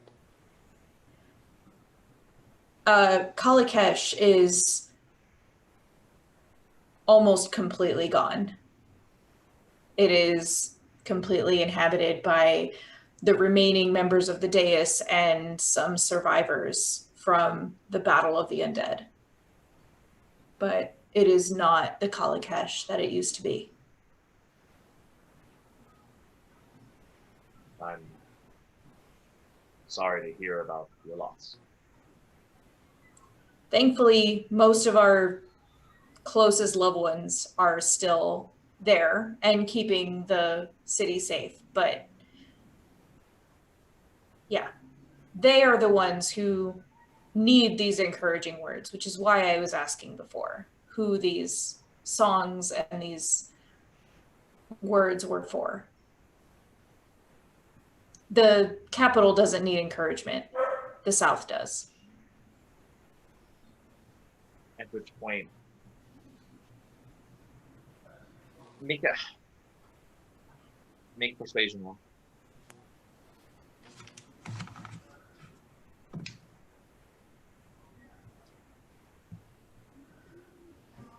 $16.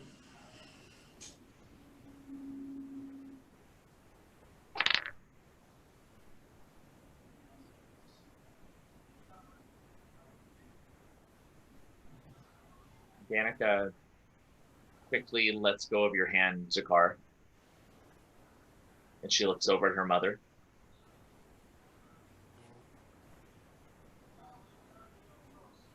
Tell them. Tell them the truth. What truth? Friedrich kind of leans back and gets quiet. Lydia quickly, you can see she's messing with her clothing and kind of squirming just a little bit. Patricia, I think it's time for bed. But I want to stay with Foxy. Patricia. Off with you. Oh. She kind of stomps her foot and then runs off. Voxel is going to have like he's going to use minor illusion to make it look like she's getting chased by like a little like a Tinkerbell-esque creature, just a little fairy kind of just chasing her off. There's subtle giggles. Cool. She does like it's that thing where she doesn't want people to know she's having fun, but she's trying to be pouty, but she makes her way out. At which point Lydia says, Danica, say goodnight. We have an early start tomorrow. You are all welcome to the camp and to the rest of the food, and please do not hesitate to leave when you need. I think we should retire. Richard?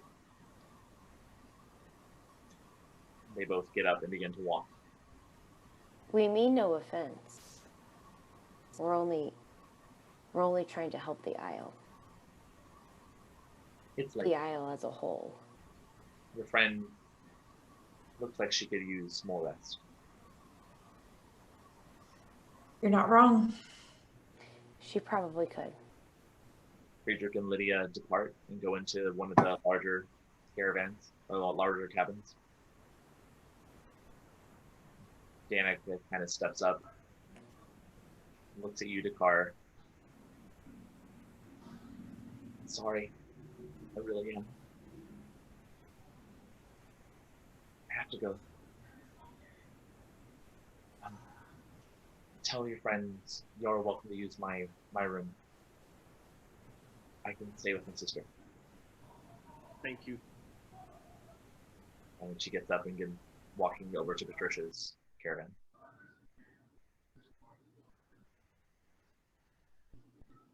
What would you like to do?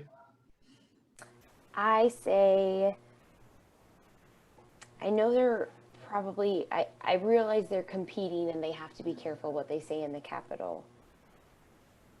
But Q, I think you have a good point of there are different perspectives from the north to the south. And I think Dakar, they might have the power to really share some information in the north. And it sounds like they know something. It doesn't matter. If they don't care, it won't work. And I go to the same place where I was resting before. Did I miss something? I mean, I'm not really familiar with the customs of this area, but what just ended this night? I'm not sure. And what's the story behind Killikish? Overrun by undead? Well, it was overrun by the undead, and we fought them off, but we But the feel like days it's it came. fought from the capital, trying to wipe out certain civilizations south of the wall. Hmm. Because you know the wall transports goods from the south to the north. And I'm sure the south was being heavily taxed. And there are a lot of things that they probably could have used, but they were having to send to the north. And I don't know. I feel like there were letters that were sent to the leader of Kalakesh that were maybe a little suspicious, and all of a sudden there were gnolls and we were fighting off gnolls, and when we came back there were undead. Like it was a lot of suspicious activity for a town that's so far south.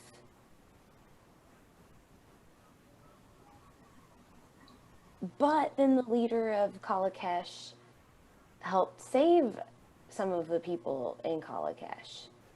So I don't know where if there's deception somewhere along the line where it lies. Sounds like they don't want to get tangled up in a big mess. They probably don't. Well then. Sorry about that, Sakar. You can still write her a note. She might like that. I mean, yeah, I guess I could do that. Will you profess your undying love? Do you have undying love? We could kill this. I have strong feelings for Danica, yes. Oh, come on. Don't tell me you just picked it up now, right? Come on. Come on. I saw that within the first 15 seconds of that. You were all red and flustered. But It looked like her looks just, like as soon as they came down, you saw that, and he was getting all giddy. He's prancing around. It's just like, I mean, it was obvious. I thought, oh, come on, Calmus. I thought you would pick that up by now. I'm just so excited for my friend. It's just like Q and Raystrom, Dakar and Danica. Love is blooming in the air. Actually, it seems like it's kind of suffocating. I mean, that's just me. I mean, like, they're telling us to go. Like they said, we could stay here for a little bit, but the night ended and they shoot out of bed. So, look, I'd say the best thing is just to understand that everything you love, it comes and goes, just like all things, right? Love is here and then it's not. And the biggest thing is to not bind yourself next to someone that you can hold physically, but to chase after something that's forever. That's very poetic. Oh, no, it's not. It's very real. It's just very real. Is that upsetting to Carr? I mean, no. I don't want to say I'm used to this because I know I'm not supposed to talk about y'all leaving me, but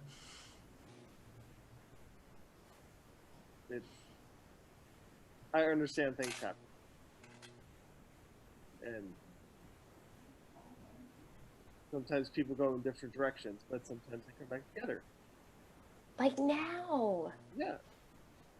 But does that mean y'all are going to go in different directions again? Will your paths cross again? I don't know. I can only hope.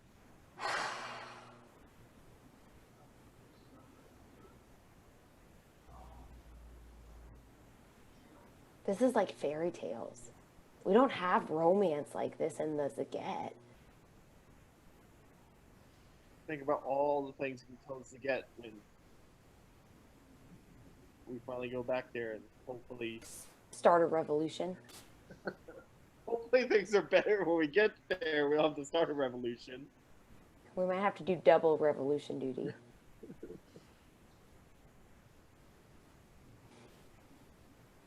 Well, yo, I'm gonna lay down for a while, so I say we start making our way out of town about the same time they do, probably just for the better.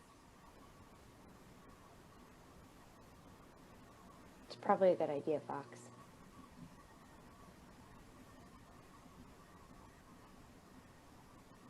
Vox will try to like kind of just kind of wander off just a little bit to where he's not really seen, and he's going to take out his forgery kit and just kind of from what the letter that he saw between was it Q,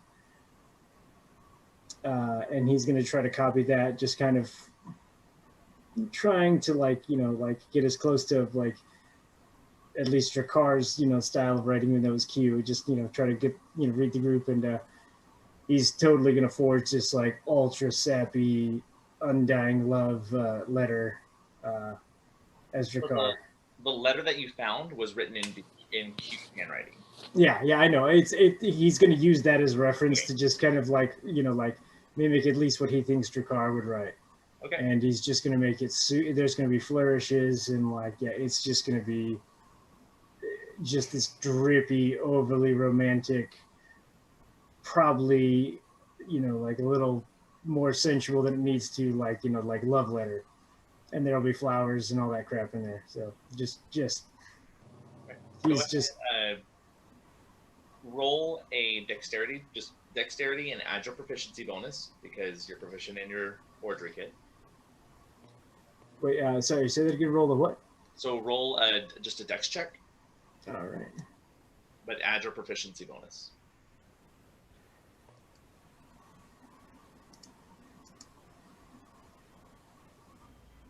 Oh man, that is a 11.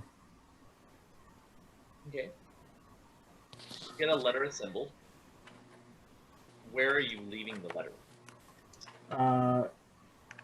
In front of the door to where Danica's going to be staying, because she's staying with was it Patricia, right? Yes. Yeah. But as you go to place it at the door, you hear a muffled conversation on the other side of the door. Oh, Voxel's gonna listen. Thank goodness. Do a perception check. Perception? Mm-hmm. 14. You hear Patricia asking, why can't we just tell him? It's not like we're doing anything bad. And you hear Danica's response. Mom and Dad said no, so we can't say anything. Your thoughts to yourself.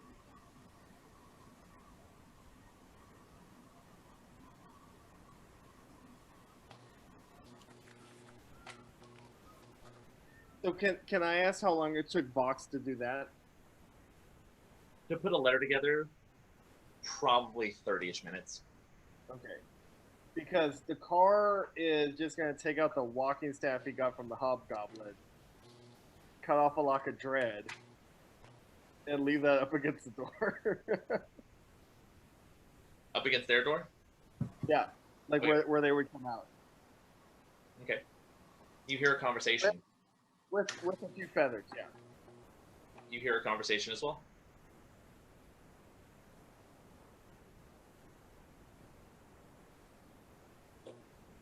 That's muffled. Similar to a Vox heard. You have to roll. Oh. Perception? Yep. 18. There we go. A different kind of conversation. It's fairly close to the departure of the group. And it's Patricia asking, but why haven't you talked about him? Like, I haven't heard you say anything about him. Who is he? And you hear her talk about it's none of your, Danica explaining it's none of your business. It's none of your business. You need to keep your mouth shut.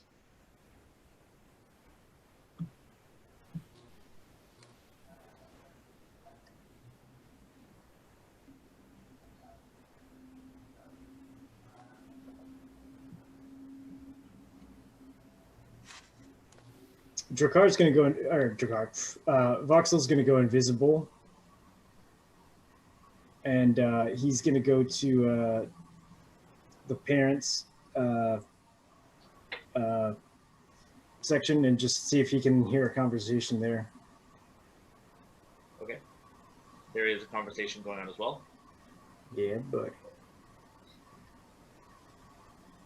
You want me to roll? Yep. All right. 12. It's harder to hear. They are talking, and you catch a few words. It's already done. Do you know what the boy is?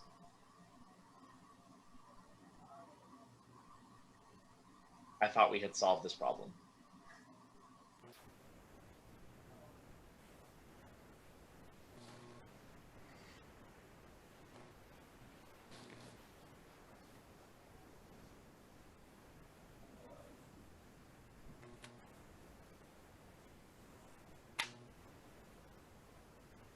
Is there anything else you would like to do before going to bed? Kelnus is going to go rest.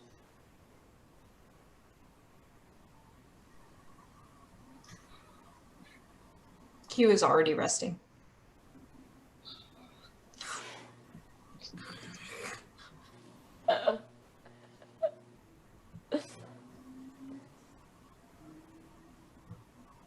Oh my screen.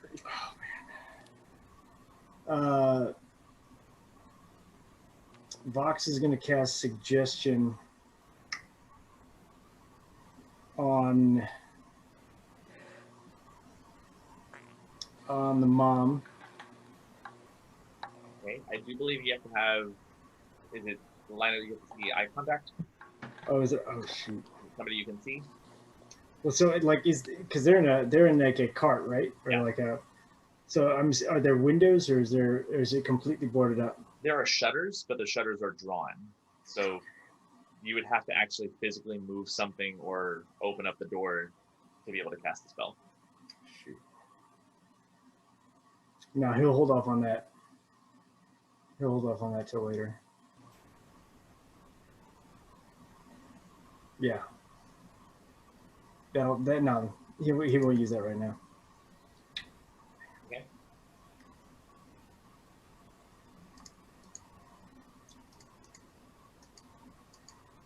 But he is gonna shoot a message to Drakkar and just say, "So what are you?"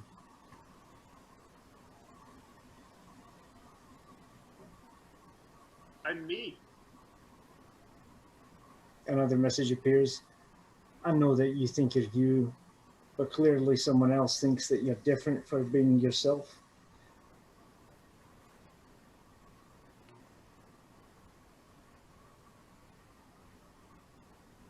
Well, I am learning more about myself. Like, supposedly I'm important.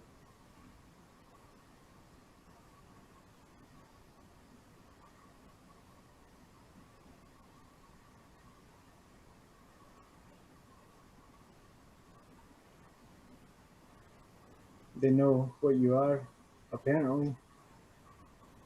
Who? Do you know what you are? Am I awake dreaming again?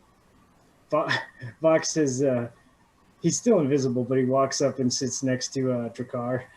Still invisible. No, you're just losing your mind. So, again, I'm going to ask you, what are you? Because clearly they know what you are.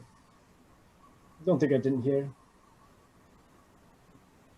I think that has a little bit to do with why they're slightly uncomfortable.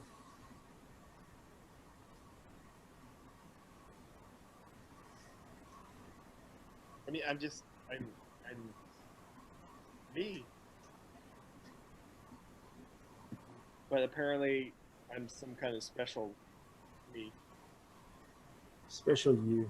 What makes you special? My race. I know nothing about that. What makes your race special?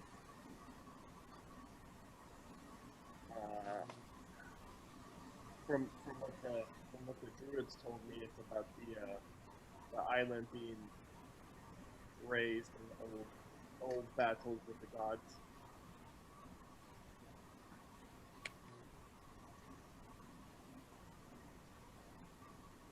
What's your race? Well, I thought it was an elf, but I've recently found out I'm a ladrin. All of a sudden, this very like weird book of just ethereal, discomforty, shadowy goodness pops up, but still no person. I pull out my diary. He moves it away. He's gonna try to look up anything on the Eladrin. All right. Roll me a history check.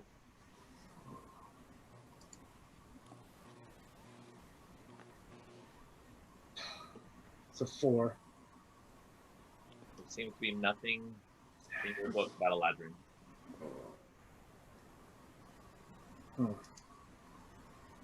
Well, as somebody who can at least relate the whole people think you're one thing and turns out you're another, whatever. But they know something that I don't even think you know. I'm thinking that we might need to leave fairly soon. Something's unusual about this. Or they wake up. Well, I was walking around, just as, one does. And I heard the parents saying, well, it's already done. You know what the boy is? I thought we had solved this problem. Clearly, they've had contact with you before, and they tried to leave without bringing you along. They know something about the Eladrin that I don't even think you know. mean, I don't know a lot. I'm still trying to learn myself. As far as I know, I'm the only one here. Your parents, they're not a legend? No, they found me my birth tree, which I've since found out is a Corona tree. Hmm. Well, look, I'm not saying that, it's going to be easy to walk away from this, but I think we better get moving, or at least you might want to keep your distance, because I don't know, you might want to see the wee lady off, but I'd be careful. I'm getting a really suspicious feeling about this. I say we let the others rest for a little bit. I'll stay up. I can take watch if you need, but I say we get out of here before they wake up. I don't like what's going on.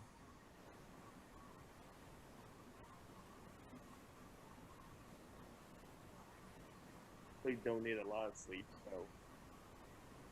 And as soon as the ladies are ready to go, I should be good to go. Aye. We can let the others know in the morning, and hopefully we'll be up before they are. You know their patterns. What time are they usually up? Before dawn? Dawn? I mean, it's a long time since I've seen them, but I mean, it was always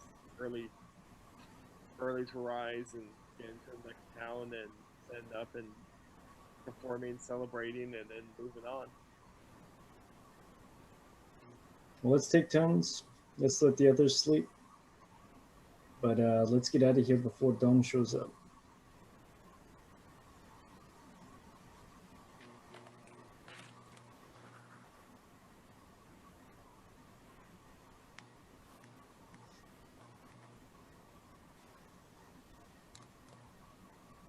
As you decide to go lay down, take a rest, you move into the crowded, very heavily weighed down cabin room in the back of the caravan, sharing one large bed, mattress, the four of you, snuggling close, Hugh passed out, Kelnis quite comfortable in her cushy surroundings, Voxel tucked up but staying awake, keeping an eye, and Dakar taking a quick rest. And that's where we're going to end tonight. As you have struggled to make your way through this illusory forest, stumbling into what seemed like a beautiful reunion and insight into Dakar's backstory that is still clouded in mystery, intrigue, and scandal. And that's where we'll pick up next time.